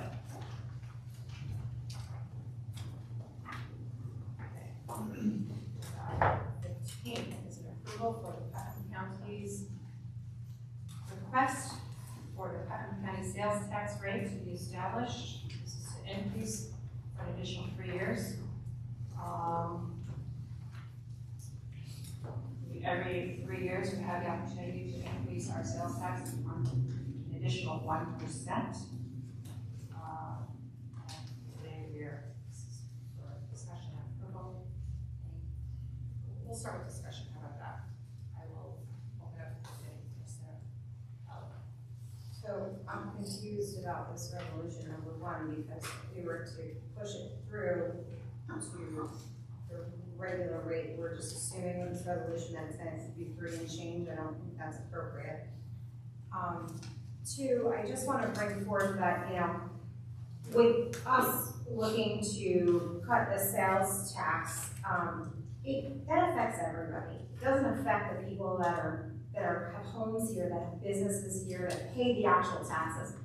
Why are we giving a tax break to everybody that comes here, that shops, and not allowing the people to possible benefits of, let's say, giving back to our towns, if that's something that we discuss further down the road. They're the ones that have their roads driven on every day. They're the ones that need infrastructure looked at. They're the ones that are suffering. And honestly, I do not support this at all. I think that we need to do what we've done every single year. If we want to do something for people, we need to lower their property taxes. And this to me is foolish. And I think we also need to look at where we're going with the current state that we're in. And a lot of, Commissioner Lewis, can I touch on you for a second? Yeah, go ahead. How many positions do we have funded by grants currently in the county? Off the top of my head, I'd have to get you information. Approximately. I would think there's at least 5. 5. Okay, and what do you think that totals altogether in a year? Just approximate. I'm not quoting. Maybe $500,000, Okay. if not more. So if we were to cut, I mean, there's one individual in Youth Bureau that relies on. yeah, there's quite a few. So if we were to not get those grants moving forward, and we cut the sales tax, and we had to either cut those positions or subsidize them on top of a sales tax cut, that would be detrimental over the next couple of years for us, correct? Could be. Okay. That would also lower our bond rating too, correct? If we had to borrow and continue to draw down on our contingency fund, when we haven't even had an audit yet this year to go over where we stand. The audit actually just started today. So Right, so we don't actually know where we stand yet, correct? Okay, so I think we need to really digest what we're looking at here and understand a lot of different issues that are going on before we have a 3-dot open amount for a resolution. I think it's ridiculous. I will not be supporting it. Legislator Birmingham. Yeah, if I could explain some of the mechanics here. I was the one that put this forward for us tonight. Just as a way, a little bit of background, as the chairman was stating, every 2 or 3 years, we're allowed a base of 3% in sales tax each year as a county, and every county is.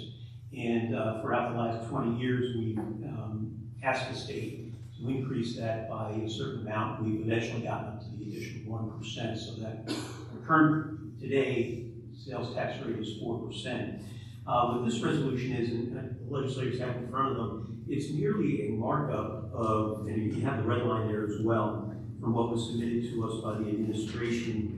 The administration's ask was for the full percent, as we know, to keep us at 1%. And there's been some, as we all know, some discussion among the legislators and among the public that perhaps we might be able to lower our rate of sales tax. And what this resolution you have in front of you does, it does say 3-point blank, and that's meant by design to be a blank right now because I intend to fill that blank in by saying 3.75%. So in other words, we would be keeping our base of 3%.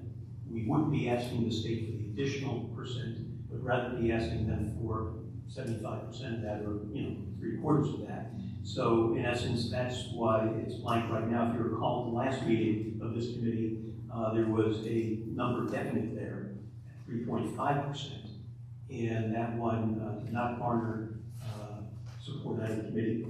So therefore, we had to wait another month in order to get it before the committee again. And we are, bumping into a deadline now. The state legislature is hopefully going to be finishing up their budget soon. It's due by April 1st. And then after the budget's done, that's when these types of things get considered. So I think we have to come up with something by the April meeting, by our full meeting, April 1st. And, and again, honest and non-local people can disagree on what the rate should be. And Aaron, I don't disagree with what you're saying. There are other people other than Putnam County tax residents who will be paying this, but a lot of us are shopping online now at home. A lot of people who are Putnam residents, myself included. This would benefit me and everyone else at this table if you shop online, or even if you don't, even if you go into local villages when you buy a car, that's going to be applied to your applied to your sales tax. And, you know, at the end of the day, we do have a robust commercial community here, but we don't have them all. If we were Danbury, where it's a regional shopping center where hordes and thousands of people come to Putnam County every day to shop, that argument, I think, Aaron, would hold more water with me anyway. And again, I'm not discounting what you're saying. What you're saying is valid, but I think we can have both. I'm very excited about the county executive State of the County address, where he's looking for the biggest tax cut that this county's ever seen. I'm planning on supporting him in that when his budget comes out for 2026. But I think we can have both. I think we can give the consumers, those people who perhaps are county residents but might not own property, they might be renters, and yes, the property tax could be factored into their rent. But I think this is pretty good since the Wayfair court case, where we are able to take advantage of gathering sales tax from online sales. This would have been, to lower it 5 years ago before the Wayfair wouldn't have made as much sense as it does now. Since the Wayfair court decision, everyone is paying sales tax in their home, online. And so I think this is a good relief for the sales tax payers of Putnam County. So if I could just to get it on the table, and I know I'm not garnering complete support, I would like to move this resolution number 15 that we have before us and to fill in the two blanks, one at the top at 3.75, and then an ultimate or second to last resolve clause to do the same, but of course it's going to go from 3% to 3 75/100% written out, and then 3.75 at the bottom. And I'd like to move that to the committee for committee's consideration. I will second that discussion. So let me just talk to the commissioner first, and how much would that, so typically we would ask for the 1%, the additional 1% from the state. If we only ask for 0.75% from the state, like Dutchess and Orange, what would that mean? So from last year's How much would that action, be? Less. How much less would that be? $5.3 million. 5. So for every quarter percent, add 5 million. So it would be 5 million, 10 million, 15 million, 20. So that's 5.3 million annually. And I made at least half as happier than you were last month when we were talking about 10 million. Was that? No comment. No comment. No comment. So just last year, we were, we conservatively budget in our sales tax. I'm looking at our sales tax from last year. So we were 7.111 over, $7.1 million over our budgeted amount. So really, we conservatively budget, our conservative budgeting would probably take into account that $5.3 million. I mean, you have to also consider, you have to consider also that, I mean, even if we were in an off year, okay, the state controller is cautioning us to budget sales tax, conservatively because of the volatile, market that we have right now with wars, tariffs, the new administration, the federal government. If they decide they're going to cut, programming, it'll trickle down to the states. It'll then ultimately trickle down to us. What the county executive said in his presentation, there are outlayers that you have to, factor in: health insurance premiums, retirement costs, the FMAP that we no longer have, all these 730 cases that are court ordered. They're about $1,300 per day per person. So you've seen an increase in that. You've seen an increase in EI and pre-K. So these are just other factors just to factor in. Again, as I've said before, within the next couple of months, the administration and myself plan on coming before the legislature and getting your approval to pay down the the golf bond, which is the safe harbor rules that'll get us out of that liability and that situation that we're currently in. That's approximately $5 million, so that's another way to demonstrate and use our fund balance accordingly and save the taxpayers money on the back end because of not incurring interest rates, interest. I mean, there's several other items. There's also the initiative.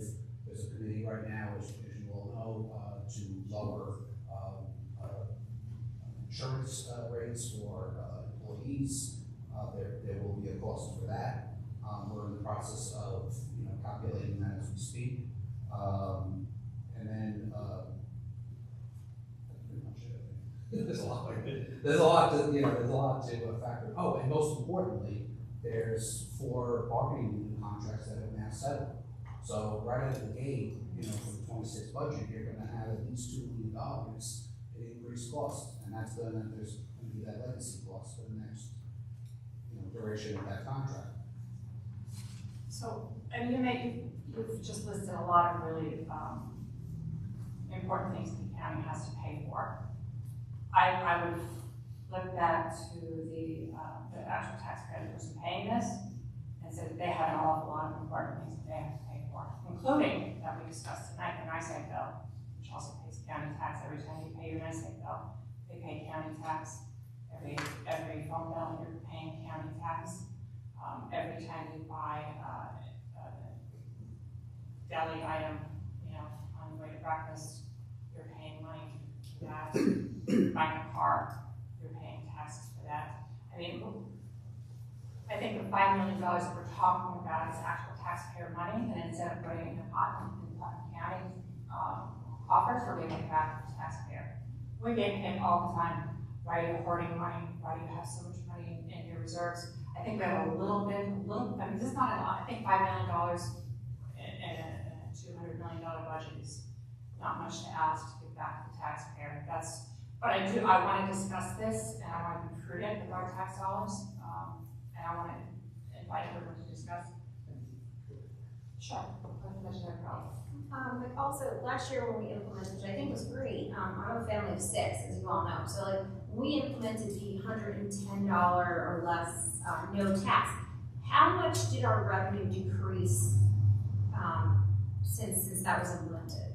I have tentative numbers, but it's at least, at the time it was about 1.5 million. 1.5 million. So this would add on another 1.5 million to the 5 million that we're discussing. So that would be 6.5 million, including all of the other things that we just talked about and the other funding that may not come through next year that the taxpayers ultimately will be responsible for if we don't fund it. So I just don't understand, number one, why if you plan on plugging in 3.75, you didn't do that before the meeting we found out when we got here. And 2, why you don't want to give it back to the people that either live here or have land here, and instead of giving back to people who just come here to shop, use our roads infrastructure, all that thing that's taking a banging every single day. Have you driven down Route 6? Have you driven down 52? They are a mess. We need to give back, and we need to make sure we're doing the right thing here, and I don't support this. I can't. Yeah, I don't disagree with Aaron, but I think we should remember that a lot of these people are the same people. The same Dan Birmingham that pays property taxes at Reed Farm condo is the same Dan Birmingham that buys a car. It's the same Aaron Crowley that shops at Kohl's, is the same Aaron Crowley that pays her property tax bill. Like I said, if we were this big retail mecca in the Hudson Valley, where a disproportionate share of these dollars would go to people from Connecticut or Dutchess or Westchester or New Jersey, you might have a bigger advocate in helping you make that argument. But we're not. I mean, we have a great commercial community. We have people who are run businesses who do great jobs, but we're not the regional retail center, where I think a lot of that activity that you're talking about would argue against this. It's the same people that are going to be getting the advantage of this, whether they're sitting in front of their computer on eBay or on Amazon or going down to Kohl's, we're going to realize this benefit. And I want to compliment the Commissioner of Finance and the County Executive and the administration. You guys have done a great job at husbanding our fund balance and dedicating it to certain purposes. We have a tax stabilization reserve fund for the first time ever in Putnam County's history through the fund balance. We have a reserve set aside for fund balance, allocated fund balance for the various, before they were settled, the union settlements and things like that. So I want to compliment you on that, but we should also recognize what we're talking about, and the audit's being done now, but as of the last audit year, between non-restricted fund balance, that's allocated and unallocated fund balance, we're we're carefully managing $140 million of unrestricted fund balance. And take just a little nickel of that, $5 million, I'm not minimizing, it's $5.3 million, that's not a lot of money. I mean, excuse me, that is a lot of money, that's not an insignificant amount of money. To return that to the taxpayers, I think we've got the room to do that. And Mike's right, we do have a lot of expenses and unknowns out there, but those unknowns are going to hit us whether we do this for sales tax reduction or whether we do it through the largest property tax reduction this county's ever had. And like I said, I'm going to be on board with Kevin when he brings that forward in October. I really think we will be able to do both. And on top of the $110 footwear and clothing, we can do a lot of it. And we've been blessed with some good fund balance here. And I think this will return some of it back to the taxpayers. I can just add on to what you had said with the $140 million. Of that $140 million, approximately $79 million of it is undesignated, free money. The other money that we have made in the surplus over the last 4 or 5 years have been designated or assigned, that's the correct term, for these different types of buckets. We put $3 million last year for a callable bond. We had $3 million for disaster recovery for those that might not get money through FEMA. On and on. It's all in the financial statement. So we've had robust over the last 2 or 3 years. We've had a robust capital program, and we've put in almost about $12 million over the last 2 years, and that has saved the taxpayers money as well. We've not had to borrow that money. We have not had to borrow that money. We pay as we go. That's great. Through the chair, if I may, Commissioner Lewis, we have here our sales tax for 2024, and we ended up at $7.1 million. That figure included the reduction of the $110, no tax. Okay, so that's the $7.1 million. I brought this up. I'm completely in favor of reducing our overall sales tax by 0.25%. To put things in perspective, we talk property tax. If you have a $500,000 assessment on your house, your county property tax is about $1,250. So if we use a ridiculous 10% reduction in property taxes, it would be saving a resident $125. But if we reduce the sales tax by 0.25%, for every $10,000 that they would spend, they save $250. So the people who are really having problems paying their electric bills, I'm going to say their utility bills, they're going to have more disposable income to offset that bill. Then there are going to be people in this county who are not under financial distress, and they have more money in their pocket. So what are they going to do? They're going to spend it. So I would project that instead of a whole $5.3 million worth of impact, we're really looking at $3.2 to $3.5 million less revenue. And when we compare that to the $7 million which we received above projections, we're still $3.5 million ahead of the game. Okay? I want to give money back to the taxpayers. I want to give tax relief to the citizens of Putnam County. Are there other people who shop here? Sure, insignificant. The 90 to 92,000 residents of Putnam County, those are the people who deserve a tax break in this economy. And we can very well afford a 0.25% reduction in our sales tax. Not to mention the business community, they want this because we're currently more expensive than surrounding counties. So now on some big ticket items, people may be more apt to shop here in Putnam because net, it's going to be less expensive to make this purchase. So I'm completely in favor of this. Thank you. To the chair, to Commissioner Lewis, how much did we give back to the towns and villages and share the growth? Total of 5 million. During that off of it? Yes. Yeah. Thank you. So that basically equals this 0.25%. It's that 5 million that could go back to our towns and villages who explicitly came out and wrote you letters, have been here for all these meetings advocating for that. I don't know if any of you have served on a town board or a village board, but having to do a budget for a town board compared to doing a county budget is very, very different. And I see how our towns and villages struggle to keep under the 2% cap, to fund fire departments, EMS, to fund infrastructure projects. So I do see an opportunity because we've been working on this for as long as I've been on the legislature, and we finally have all 5 towns buying into this and advocating for this. And I think we do have somewhat lukewarm reception from the county executive to possibly share some of this. I know this, your resolution is going to get vetoed. Let's be clear. This resolution that you're passing tonight and forwarding to the full legislature will probably get passed at the full legislature, and it will be vetoed. And then we'll be, forced to compromise some way. Just to your point about, who's going to benefit the most from this tax break, and it will be people who visit our county. Our restaurants and other eating places are a higher percentage of taxable sales than the percentage of change is higher than anything else.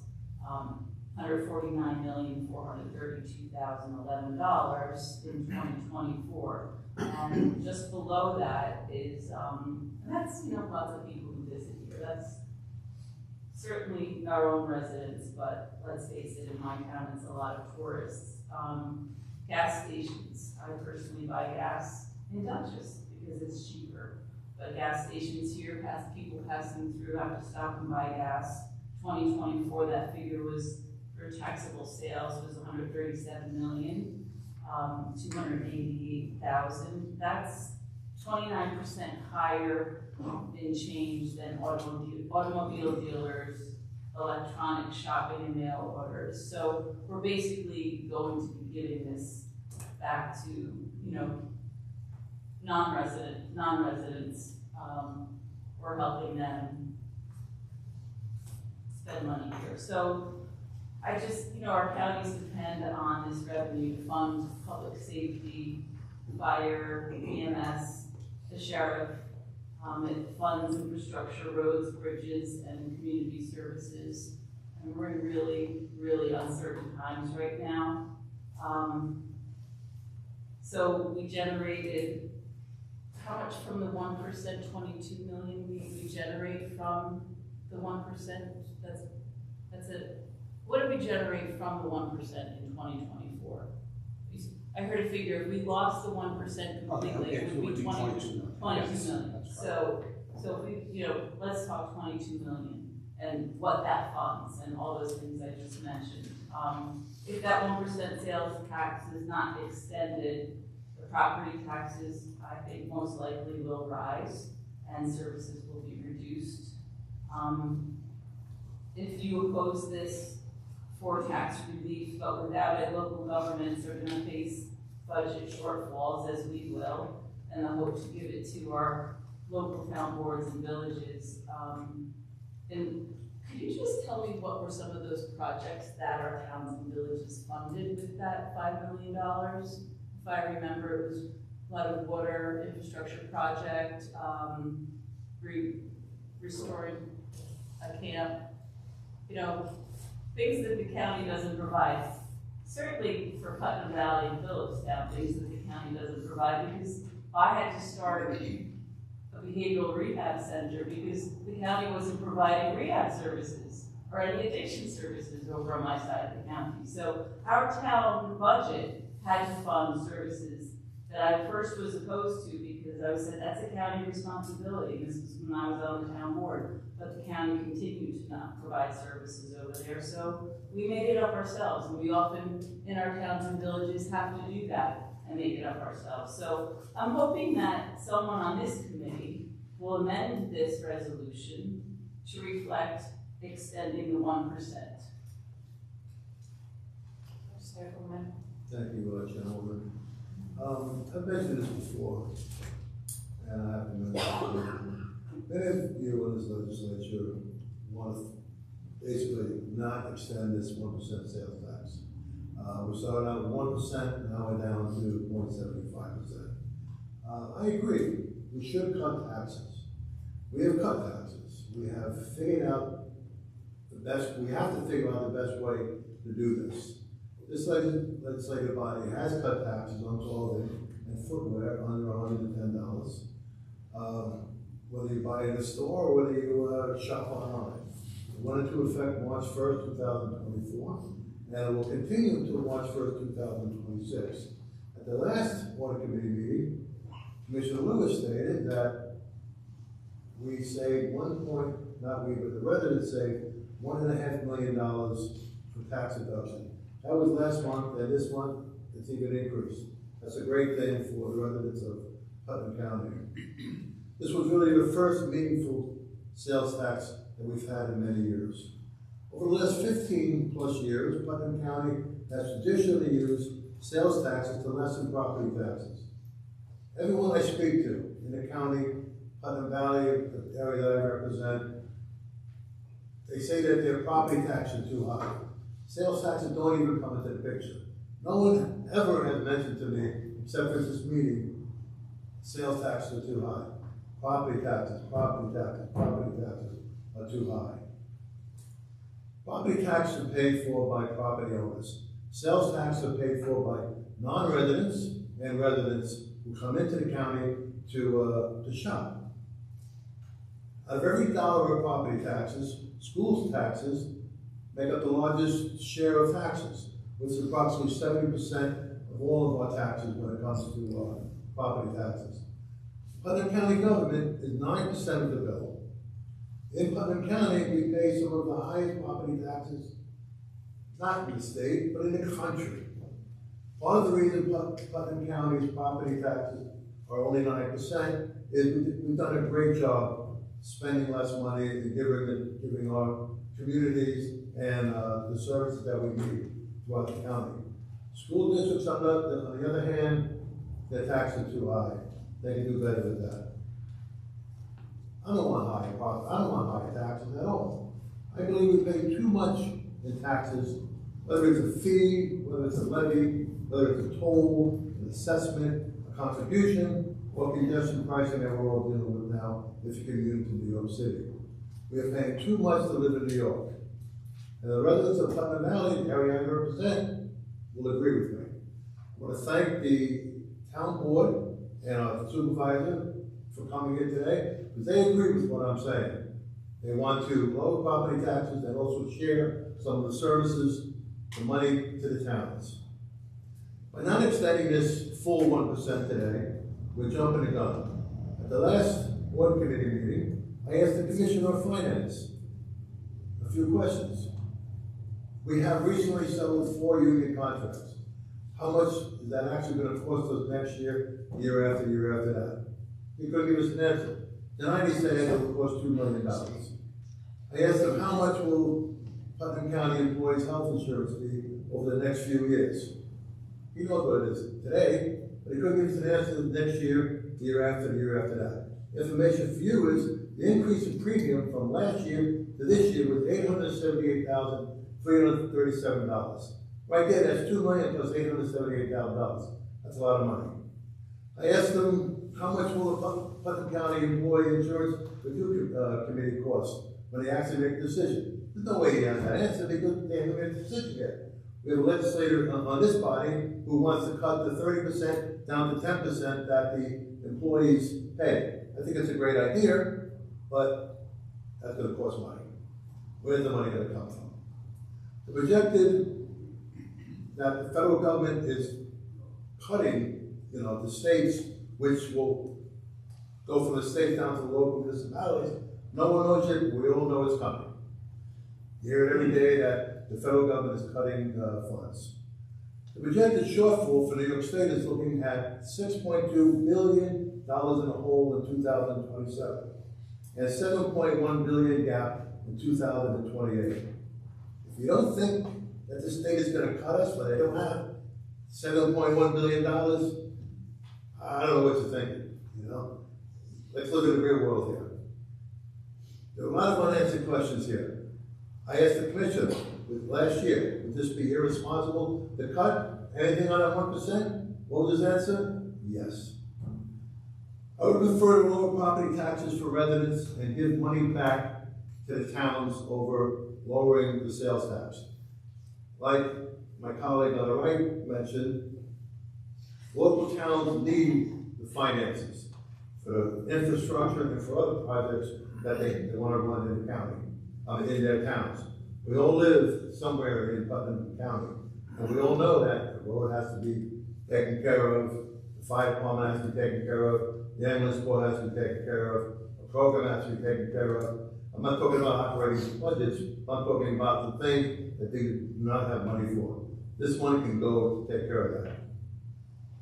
We have to really consider the long-term strength of Putnam County, not look at this year's budget or next year's budget. We have to look at the future. Let's not be short-lived on this. Thank you. Thank you. Speaking about the towns, we do provide many things to the towns. Can you mention some of those, Commissioner Monies? Well, one of the things that I've said before is, we're also, maybe I'm diverting, but we provide, we're one of the only counties, if not the only county in New York State that pays for the ALS contract, community college, we pay for that as well. Those are the two big ones. We make all the towns and villages, we make them whole. By law, we're responsible for that. So these are other items that should be considered. And sharing the sales tax, what will that cost? You're talking about, we will be able to afford it, so what would that cost us to share with the towns?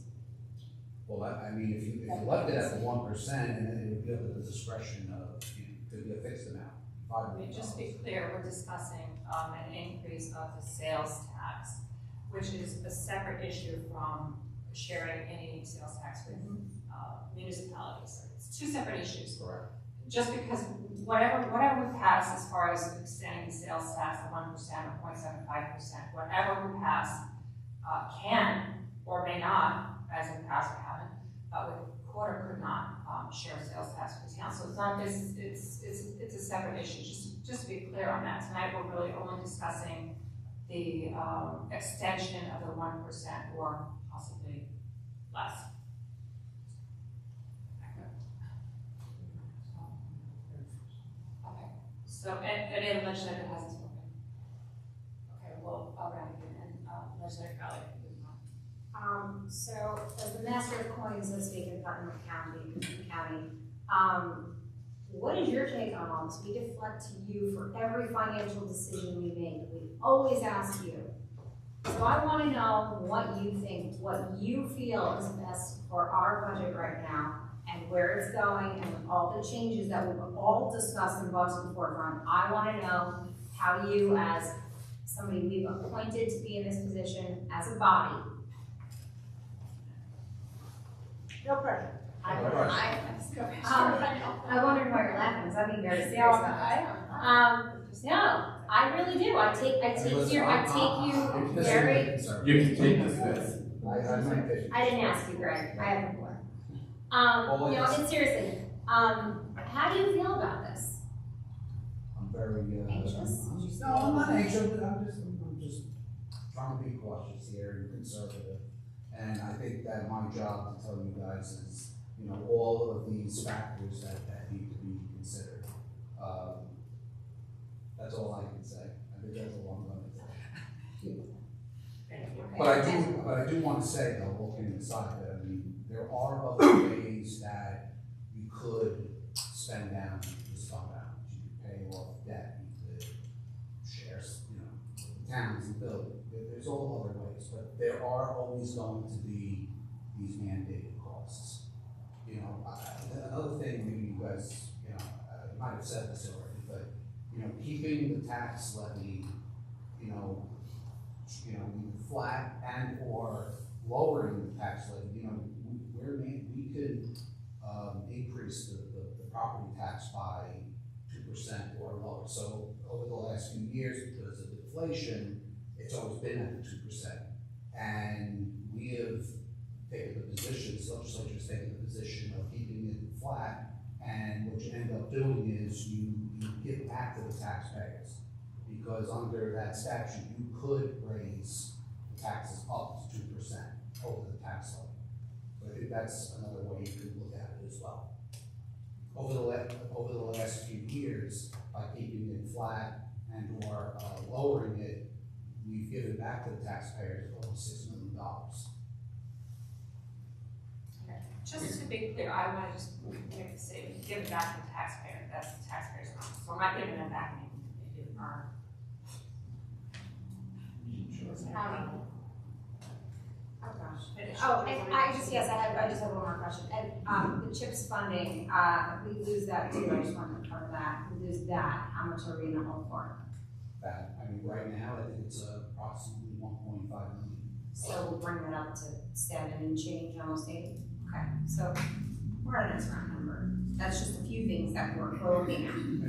Between federal and state, it's about approximately $30 million. That will be On a $205 million. on top of. Okay, so we won't see a rise in So property you got taxes. about $30 million in state and federal. You have approximately 60 million in levy. You have 80 million or so. That makes up the majority of it. And then the difference is your departmental income. Right, so we're looking. That can fluctuate. So we're looking at a lot of different things that are headed our way, and we really need to be cognizant of it. And with all these things coming our way, and we cut sales tax, then what happens? Property tax skyrockets, our bond ratings go down, so borrowing again, you can probably touch on that, right? I don't know how this is a good thing for us. I want to do better for Putnam, but If I could, it's not. I think it's a good thing for the taxpayer. We're governmental. Sometimes we're in the echo chamber. Sometimes we're, we have to realize that we're not giving anything. We're not sacrificing. I think the word was forfeiting. I think that was the word that was used at the last committee meeting. We're forfeiting this money back to the taxpayers. Yes. My gosh, wouldn't that be a shame? Guys, I don't think we're that far off. I really don't. The county executive is saying that he's going to give us the biggest tax decrease that this county's ever seen.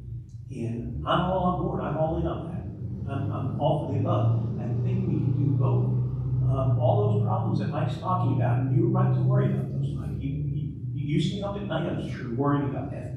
You stay up at night worrying about decreased CHIPS funding. You stay up at night worrying about the EI and pre-K increases that have been going up for the last 30 years.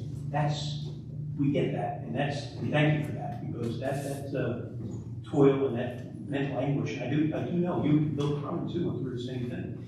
But part of your job is to be I forgot what moniker did you just use for him, but Nestor coin. Nestor coin. I knighted Bill Carlin this about 25 years ago. I called him the happy undertaker because it's your job to worry about all those things. And I get it, and we're thankful for that. And we wouldn't want it any other way.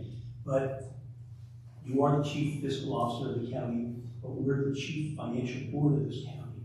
And I think this isn't a huge stretch, guys. I mean, Greg, I want to check those numbers out, but and I don't doubt what you're saying, but if it's, I think my county tax, I own a condo, I think my county tax was $750 last year.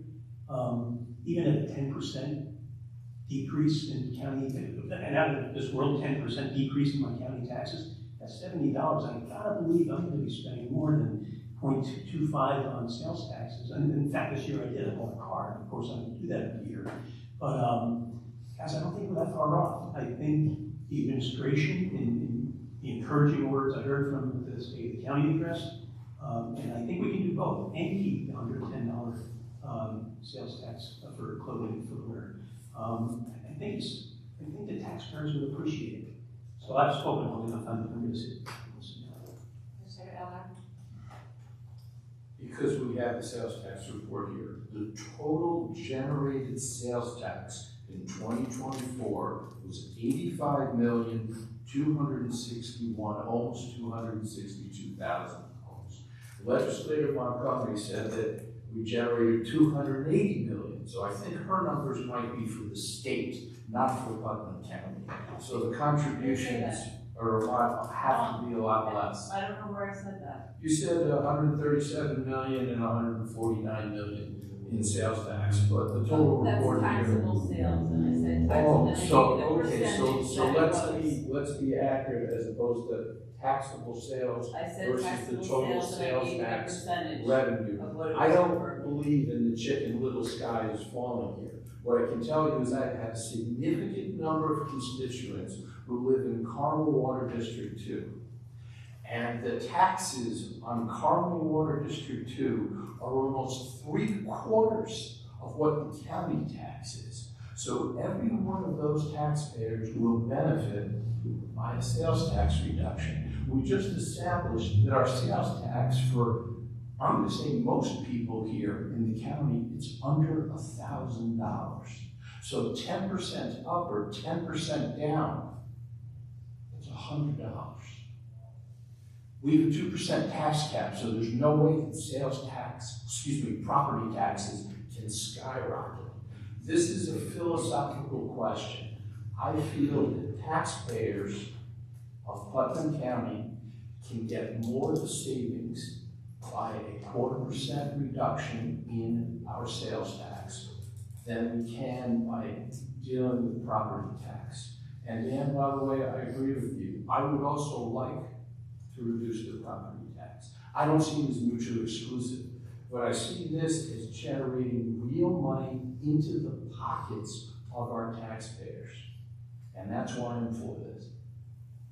Mr. Montgomery? Thank you. I just wanted to address something Legislator Advisio said about what the county pays for the towns. And it's never been enough, and it's still not enough.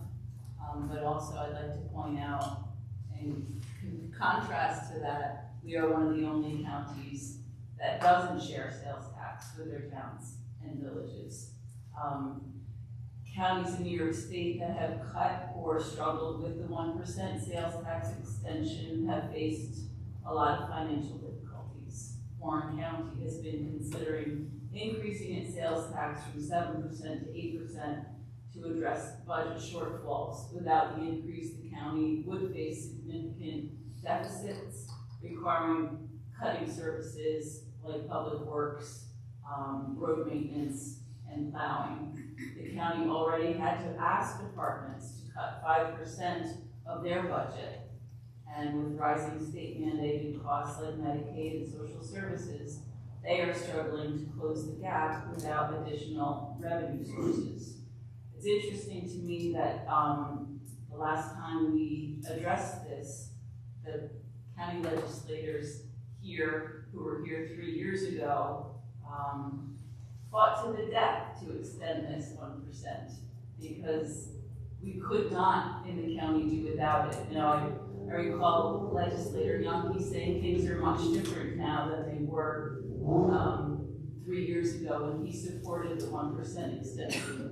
But really they weren't. 3 years ago, we saw $78,052,738 in sales tax revenue as opposed to $85,261,000 this year. So not very different, and it's what I think is happening is this possibly could be political gamemanship. Some legislators may be opposing the extension for political reasons and leverage against the county executive because it's well known that there's a division here in Putnam County, and now we're requiring that the people of Putnam County face the consequences of that because of our little political leveraging here. It's about community well-being. It's not about politics. Without the tax, law enforcement, road repairs, and public health services will suffer. And I'm asking that one of the legislators on this audit committee please make the motion to amend this resolution to extend the sales tax to 1%. Thank you. Just to mention, we are not the only county that doesn't share the sales tax. We don't have a city. I believe that if you have a city, that's a requirement. So just to there are other counties without cities that share sales tax. There's about 11 out of the 52 counties that don't share sales tax. So several months ago, I had asked Commissioner Lewis regarding the reduction in the shoes and $110. How do we really know that we lost money? Because actually people will actually be purchasing more items. So how do you actually, like hypothetically now, you know, if we cut the sales tax, more people will buy things. Even if they're not coming, they're coming in from another county, they're coming in from another town. It's hard to quantify. State, right. We gotta go through. So they might come this here, but they might come here actually to purchase. So we benefit even if people don't live here, is what I'm trying to say. So, Right, crystal ball hypothetical, stuff right now. right. I'm not saying you know the answer, I'm just saying. Yeah. Just from my recollection, and again, I want to stress that we're talking about a 1% increase, not sharing sales tax, because we will discuss that at another time. But just to be clear, Legislator Montgomery talks about sharing the sales tax. There's 21 counties that don't have cities and towns, and 10 of them share sales tax. 11 do not, or it's the other way around, 11 or 12. I don't have to correct me, but it's not half of them. Half of them do, and they share based on all different types of calculations, different policies that they have. Some share only with towns or villages that have a police force because they want to support law enforcement. Some have grant programs where they can apply for funding for their roads. So it's all different types of funding. This is not to say that this isn't something that this legislature can address at another time, but I do want to stay on task and keep discussing the 0.75 or the 1% increase in sales tax. And also, just to be clear, this is for a 3-year term. So this is for 3 years. So it's a lot, but it's not a lot. You know, we can see how it goes. And Duchess, another thing that Legislator Montgomery did say, she goes to Duchess to get gas because it's cheaper. Well, most of your gas prices is based on your tax, Dutchess County. If we went with a 0.75%, we would be on level with Dutchess County because they also ask 0.75%, not the whole 1%. Orange County also asks for the 0.75%, not the full 1%. So surrounding counties, except for Westchester, of course, they're pretty expensive. And I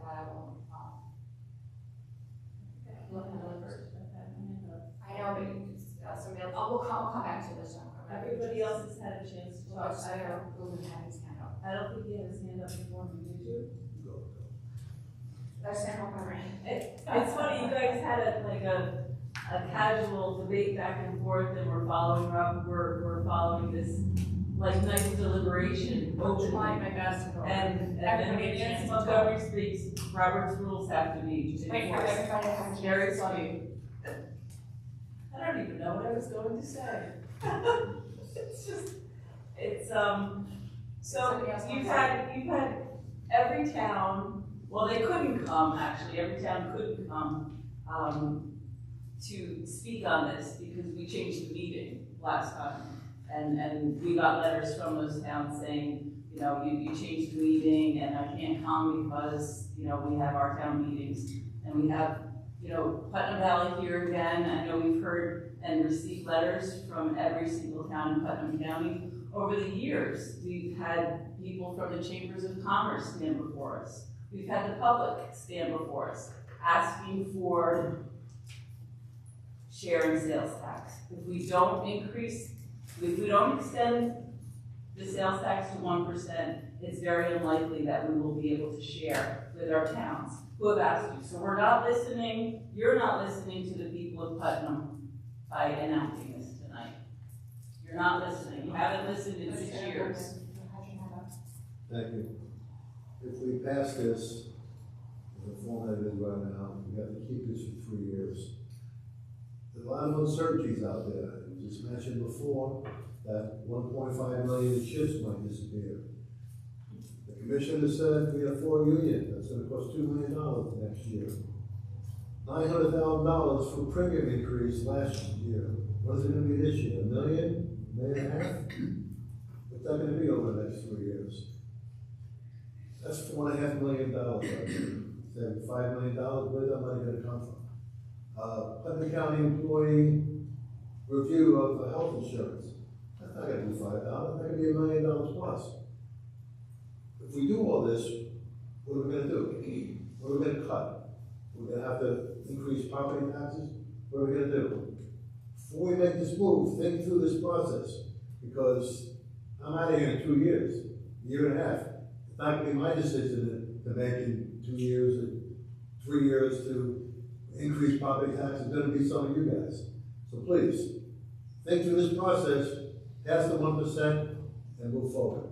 Thank you. Thank you, Chairman. I just want to clarify what Legislator Montgomery said, that we canceled our meeting. The reason why we canceled our meeting was an impending snowstorm, just so everybody's aware of that. We didn't get the snow, but they did. That's why we canceled it. Canceled it a week before the forecast. That wasn't my choice. Go ahead, Legislator Crowley. If we're so worried about the taxpayer, why did everybody, Greg, I know you didn't on this legislature take a COLA this year and last year and the year before that? I don't understand, so that doesn't really seem to tread water with me. I'd like to make an amendment to your amendment to do the 1% tax sales extension. Right in here. Motion to. You did an amendment.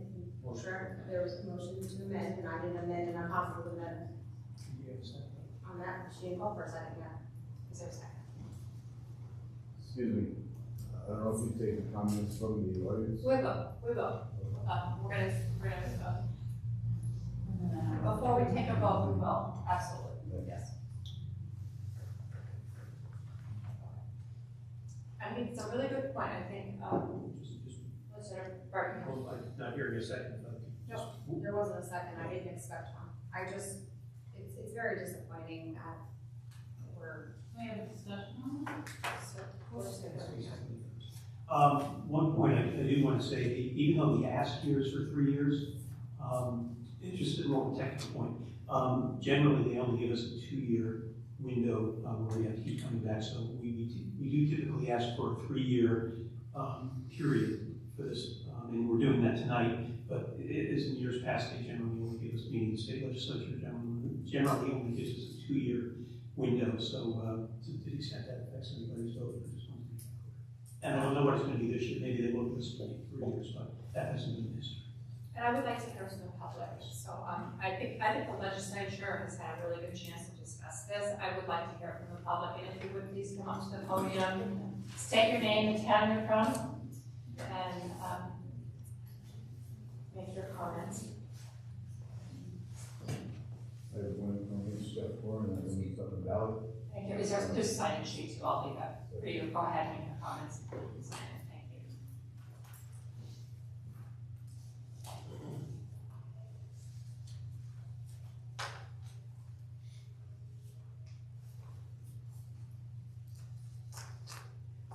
So, you know, you was talking about sales tax, so I'm a sales tax consultant. I've been working in this field for over 40 years and followed all these different iterations that have come. And so one of the things about sales tax is actually considered a regressive tax because it affects people at the bottom the most. But I think what you've done here is very interesting. By removing the sales, so the two basic items, which is why New York reduced sales tax. And clothing was because there are two things that are the most important for people at the lowest level of underearning. One of them is clothing and the other is food. And both of those items are not subject to sales tax for the most part in New York State. So the whole issue about, you know, 1% additional, I can tell you that nobody really pays much attention to it. You know, but the item cost is an issue, but the marginal difference with sales tax is negligible. If someone wants an item, they'll certainly pay for it. But I wanted to say that, you know, by reducing the sales tax by 1%, it's not really going to change anything because it's basically been the same. The fact that you reduce the tax on clothing, I do think will have an effect because we're very close to Connecticut. And so the taxes on clothing there, and we have no taxes on clothing here, where we did have the tax in Putnam County before, it is very significant. But, you know, the question that comes up in my mind, if you tell people, well, we reduced the sales tax by 1%, okay, they're not going to pay much attention to that. But I think that it does have an effect on helping the communities reduce their property taxes and help, you know, prevent those kind of increases. I think that does really make a difference.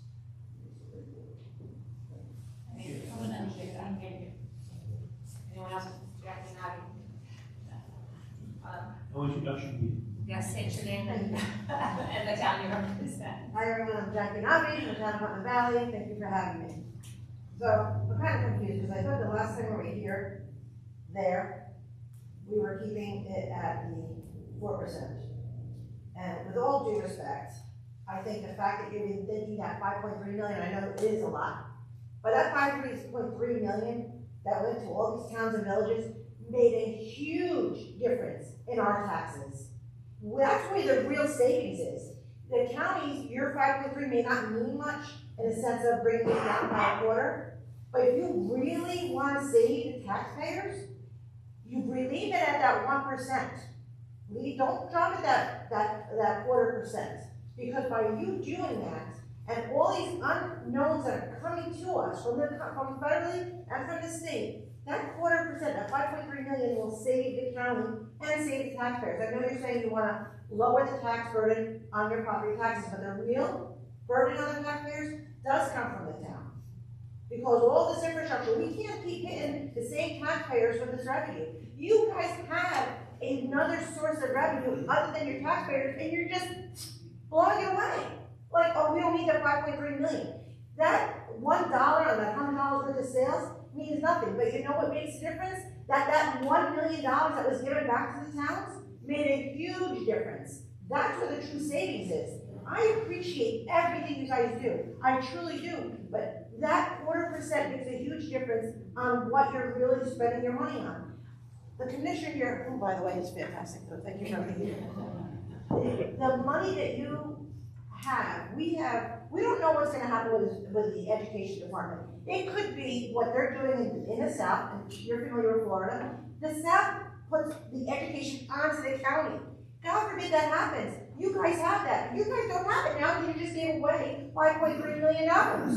So now that additional burden that could be on the counties is going to fall back to the town. We don't have another source of revenue except for our taxpayers. We can't keep that up.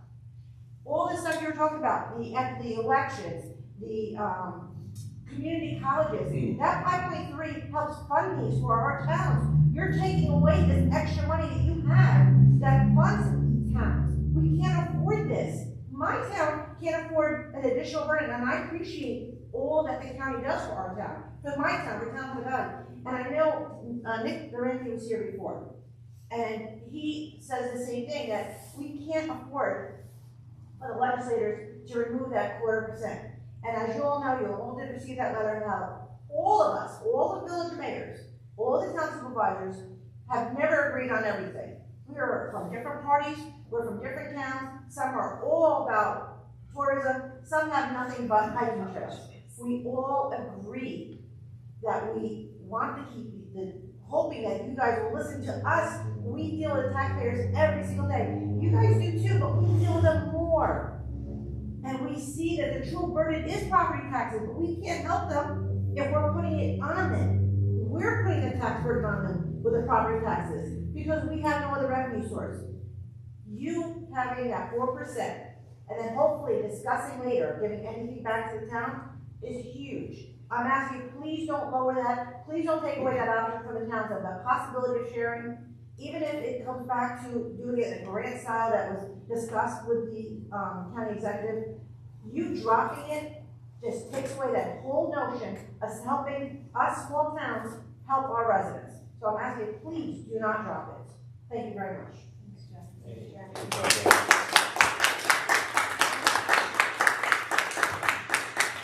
Good evening, Engineer Brewster.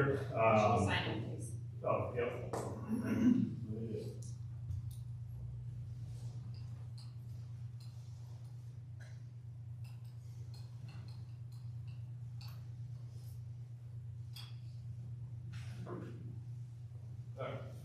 Thank you. You're welcome. So there was just a couple things that were said during the discussion that I'd like to just clarify. This is farmer math, so I apologize if politician math is different, but a 0.25% on the dollar is less than a penny. So, Mr. Eldridge, you're talking about $10,000 that we spend is not $250 in savings, it's $25. For 10,000. Okay, again, farm math, maybe my calculator's wrong, but I'll move on to the $5.3 million in savings at 0.25%. As of 2023, there was about 98,000 people in Putnam County. Divide that 5.3 million over that, it's only $54. Again, maybe it's $540, I could be wrong. But using my calculator, the math doesn't seem to add up that a 0.25% is really going to save me much money. Now, I've added 2 kids to my family recently, so I'm adding more purchases. I hate to say it, but I go to other places to buy a lot of stuff. So, yeah, I'm not really spending a lot of money here when it comes to that. So is sales tax, is that 0.25% going to make a difference to me? No. I would prefer to attract people for tourism, who was here earlier, and drive them to buy things and let them pay the tax for it. My property tax, and I get it, the school tax is high, and I come from upstate where our taxes are significantly lower, so I'm not quite sure why I moved down here. But again, I would love to see the math, but again, I could be very wrong, but a 0.25% is not. 10,000. No, it's $25. It's $25. Thank you. It's, I'm doing it. Again, I did with the calculator, It's not not my mind. $250, it's $25. So $25, I waste $25 on a daily basis. And that's disgusting because I don't make enough money to live here. But I'm trying to live here, I'm trying to start a small business here, so that way I can live here and support the community in a multitude of ways. So again, that 5.3 million, that 0.25%, and that's an obvious point, we're taking away from stuff that can be done here. And I wish Nick was here. I spoke to him at the Thursday town board meeting because I was very confused after a letter came from the town supervisors and mayors. And then Mr. Yonke had mentioned that Mr. Durante wouldn't know what to do with the extra money. And now we're talking about taking away 5.3 million on top of that. I'm just not understanding why we are going to even consider doing that to a lot of the risks that were mentioned and commented on. it just doesn't make sense to take away 5.3, over $200 million that you're, coming with the budget. Yeah, it's a drop in the bucket in all reality, but that's a huge benefit to what we can do for our towns and our communities here. I would much rather see that 1%. I think it's not a service to the people of this county if you take away anything. I would rather pay that 0.25% on everything than lose that extra money to provide. Again, the property tax is gonna make the biggest difference. So, thank you.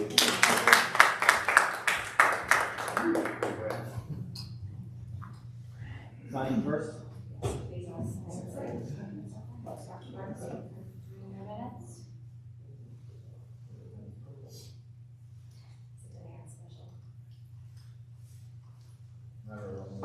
The black ink only.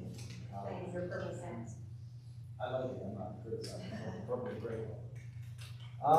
Yeah, I won't take up too much time, but I think, you know, something that my business mentor had said, we also happen to be my godfather, is don't fall so in love with your own idea that you are now unable to consider new ideas that may or may not be better than maybe achieving the same goal. And if the goal here is to save taxpayers dollars, which is the goal, and it's a noble goal, and any way we can try to find a way to do that, we should. When both of you brought up your own proposals, I've said that. I think the noble goal here is all aligned on that. I think where we get into a little bit of an issue is we hear tax cut and we start to treat all tax cuts equally. And I don't think they are all equal.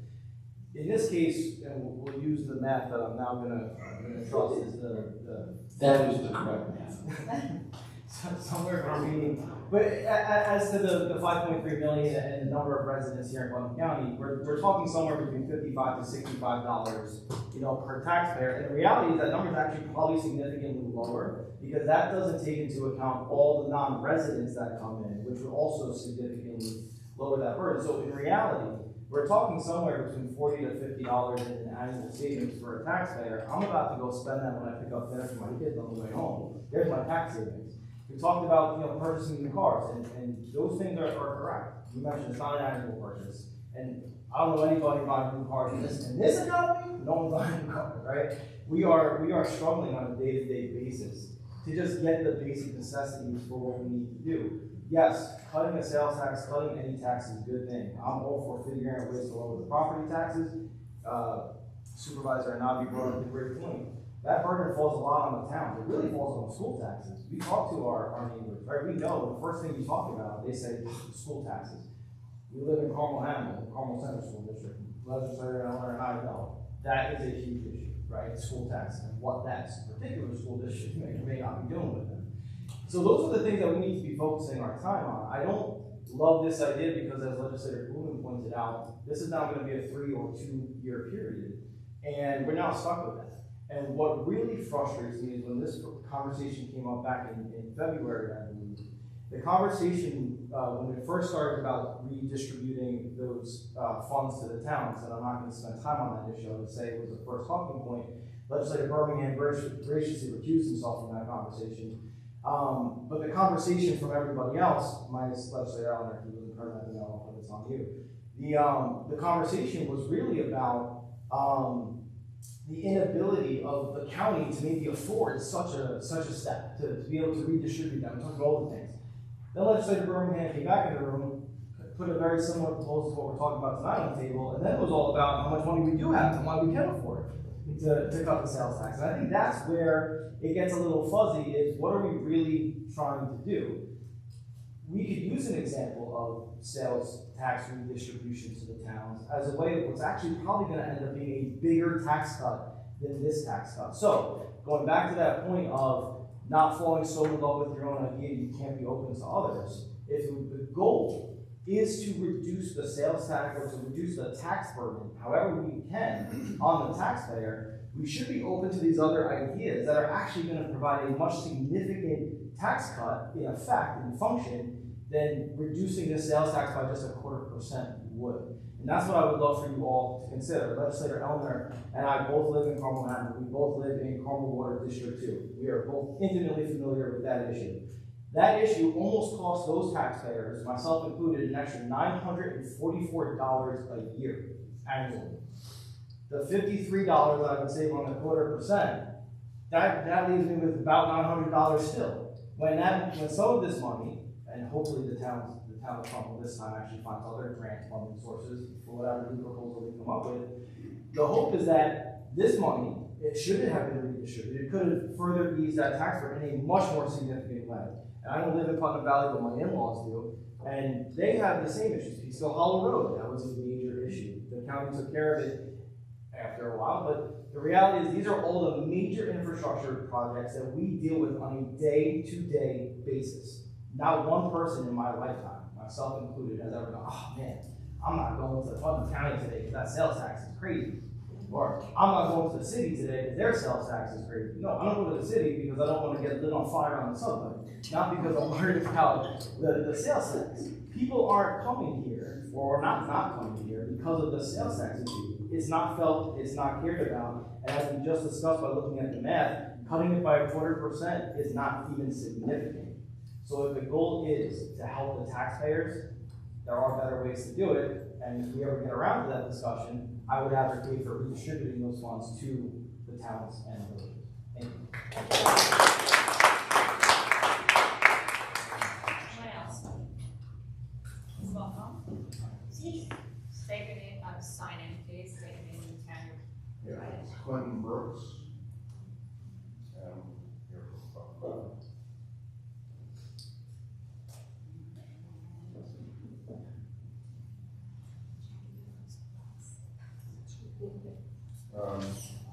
It's going to be very short. I just know that we can't guarantee where the sales tax is going to come from. If it's going to be coming from residents, if it's going to be coming from people outside of this county. I was kind of easing my way out there because I'm extremely sore because I was on the Appalachian Trail over the weekend for the first time. I moved here 3 years ago. Didn't realize how beautiful New York was, all of the resources that it has naturally, and that people come from miles away to enjoy and see. I brought 3 friends with me that were not from the state, let alone from this county. And they spent money here that is going to be used inside of this county for that's revenue that we have. We don't know what's going to happen in the future at all. That's very clear. But I can tell you one thing. What's not going to change are these mountains. And the reason that people are walking from Georgia to come through here and need resources and continually fund this county for what we need this 1% tax for. So that's really all I wanted to make sure that was noted. Thank you. Anyone else? Hi guys, Christian Russo, Putnam Valley.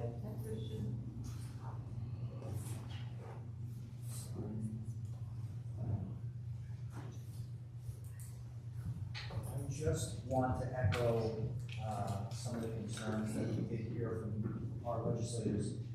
We're entering a time of uncertainty right now with all these tariffs that are coming down, war in Ukraine. There's uncertainty, and we don't know, again, also about some of the federal funding that we're going to or not going to be receiving over the next few years. With that, I wonder if this is not the right time to lower the sales tax by the 1%. You may need it. Another thing that I would like you all to consider is, has anybody actually looked at the numbers, for instance, with the car dealerships throughout Putnam County? These are some of the biggest sales that are made in our county. How many of those vehicles are purchased by out-of-county residents? We talked about that the last meeting, and they get paid to that county. It doesn't, I don't want to interrupt it, but that, your sales tax dollars follow the registration. Okay, so for vehicles, if you live in Westchester. So let's look at other big ticket items. For instance, like Home Depot. If you have somebody coming in purchasing an entire kitchen from Home Depot, this could be a $50,000 purchase. So my point is, with the big ticket items, how many people are coming into Putnam County and purchasing? You know, are they coming from Danbury and buying a whole kitchen set and all of the washer and the dryer and all these things from our Home Depot here? How many people are coming and buying, you know, obviously not as big ticket items, but at Kohl's, how much, you know, coming in and spending hundreds and hundreds of dollars? I think it's important to look at those numbers, get a real grasp on that before you make the decision. It's sort of this combination with the uncertainty right now coming from federal funding and likely state funding, and then not having all of the data yet.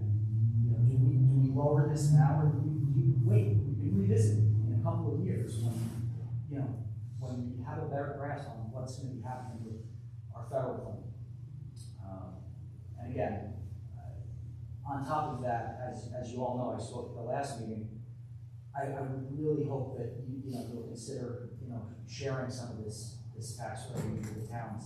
It's very hard when we're putting together these budgets to come up with the funds. We have all these mandated costs that keep going up year after year, and at some point, we're taxing the death out of our residents, and these dollars could be really, really meaningful for the small towns, especially Putnam Valley. You have nothing there. It's just everything that's paid for is paid for by the residents. So please consider not lowering these taxes.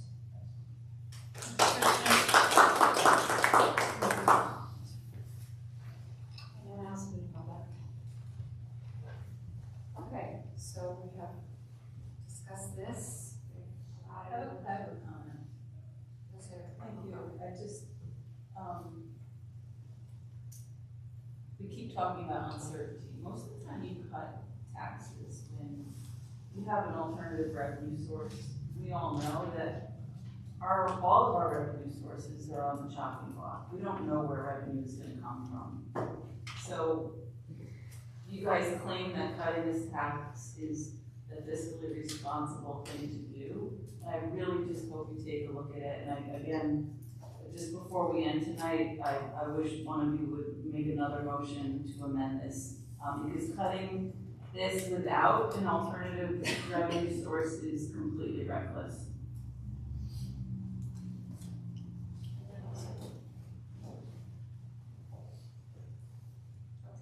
Just to restate what's on the floor.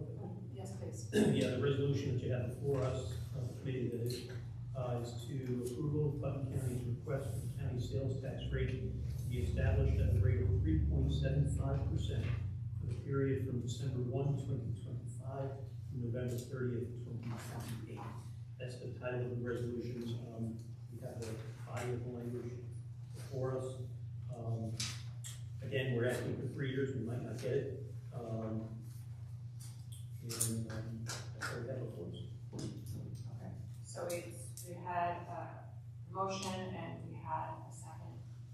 So we'll have a roll call Legislator Birmingham? Yes. Legislator Crowley?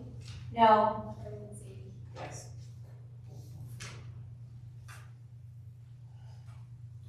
Moving on to item number 16. Gentlemen, you don't have official, I think you accepted it. We just need a motion.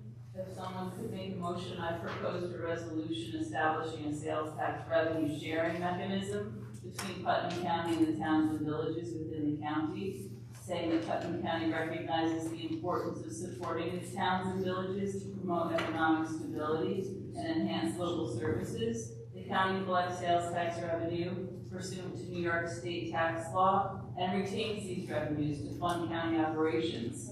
The county desires to establish a revenue sharing mechanism to distribute a portion of the sales tax exceeding budgeted projections to the towns and villages. This initiative will provide additional financial resources to municipalities for local programs, infrastructure improvements, and other essential services. We've had towns come here night after night. They're doing their job. You've heard from them for years now, from all of our towns, from all of our villages. That discussion can be made at another time. Well, maybe somebody can make a motion, but if you were a responsible legislator, you would make a motion, because this is what your people want. Your people have been telling you this for years, this is what they We're want. gonna move to. If you would agenda listen to item your number people 16. and make a motion to put it on the agenda, so we can have a discussion about it with them here, or even make them come out again. We're gonna move on to agenda item number 16. Wait, which you is have to drop FY. it? Pardon me? Oh, They're not gonna hear it, because they don't wanna hear you. Now, that is, we this have has to drop it. on the agenda tonight is a 1% increase for This NYSDOT. is a request to put it on the agenda for the third time. You told me you were gonna put it on the rules agenda. So you That would have to be you lost the separate. chances for the towns to even Thank you. survive. That's by that not what 4%. Oh, absolutely. You're not gonna take The more towns money. you can't share a 7.75. That 0.25% saved the towns and villages.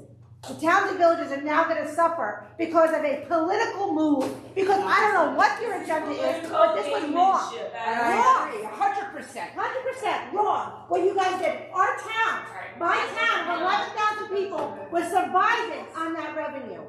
But $25 For $25? Because you don't like the county executive, we have to suffer. $25 is gonna help on $10,000. Because everything to do with that. I'm disappointed in our So we're elected gonna go to officials. agenda item number 16, which is an FYI for Guardrail and Recruitment. They passed it. It's right there.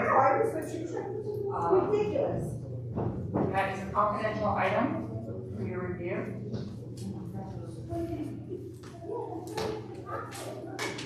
Any questions or comments from the committee?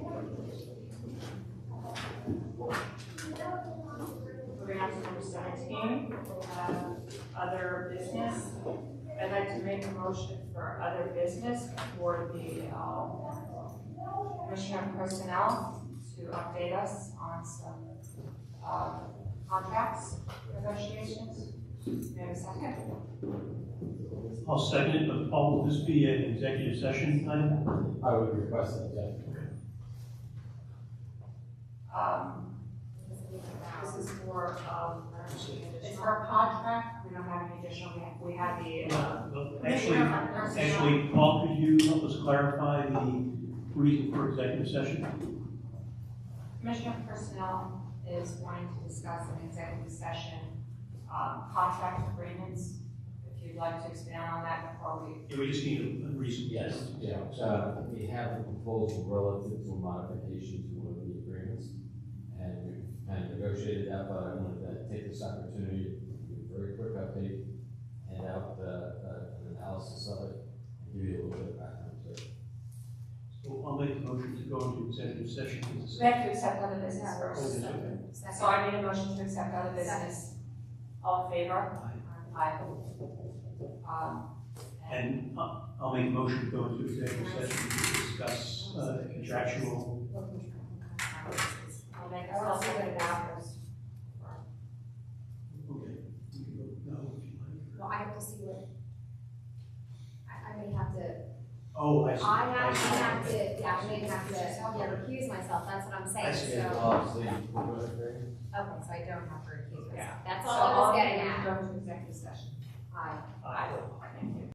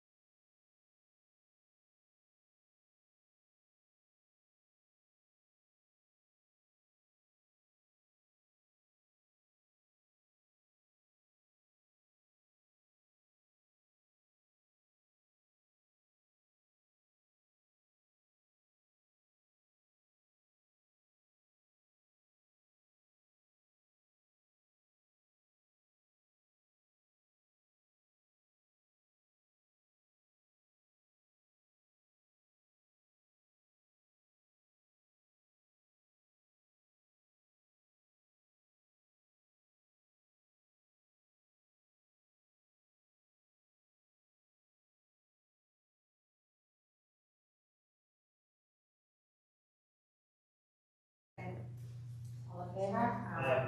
No action was taken. Moving on to.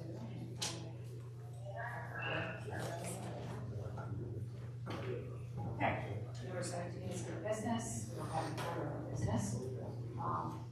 Agenda item 18 is adjournment, I would like to make a motion to adjourn. Second. All in favor? Aye.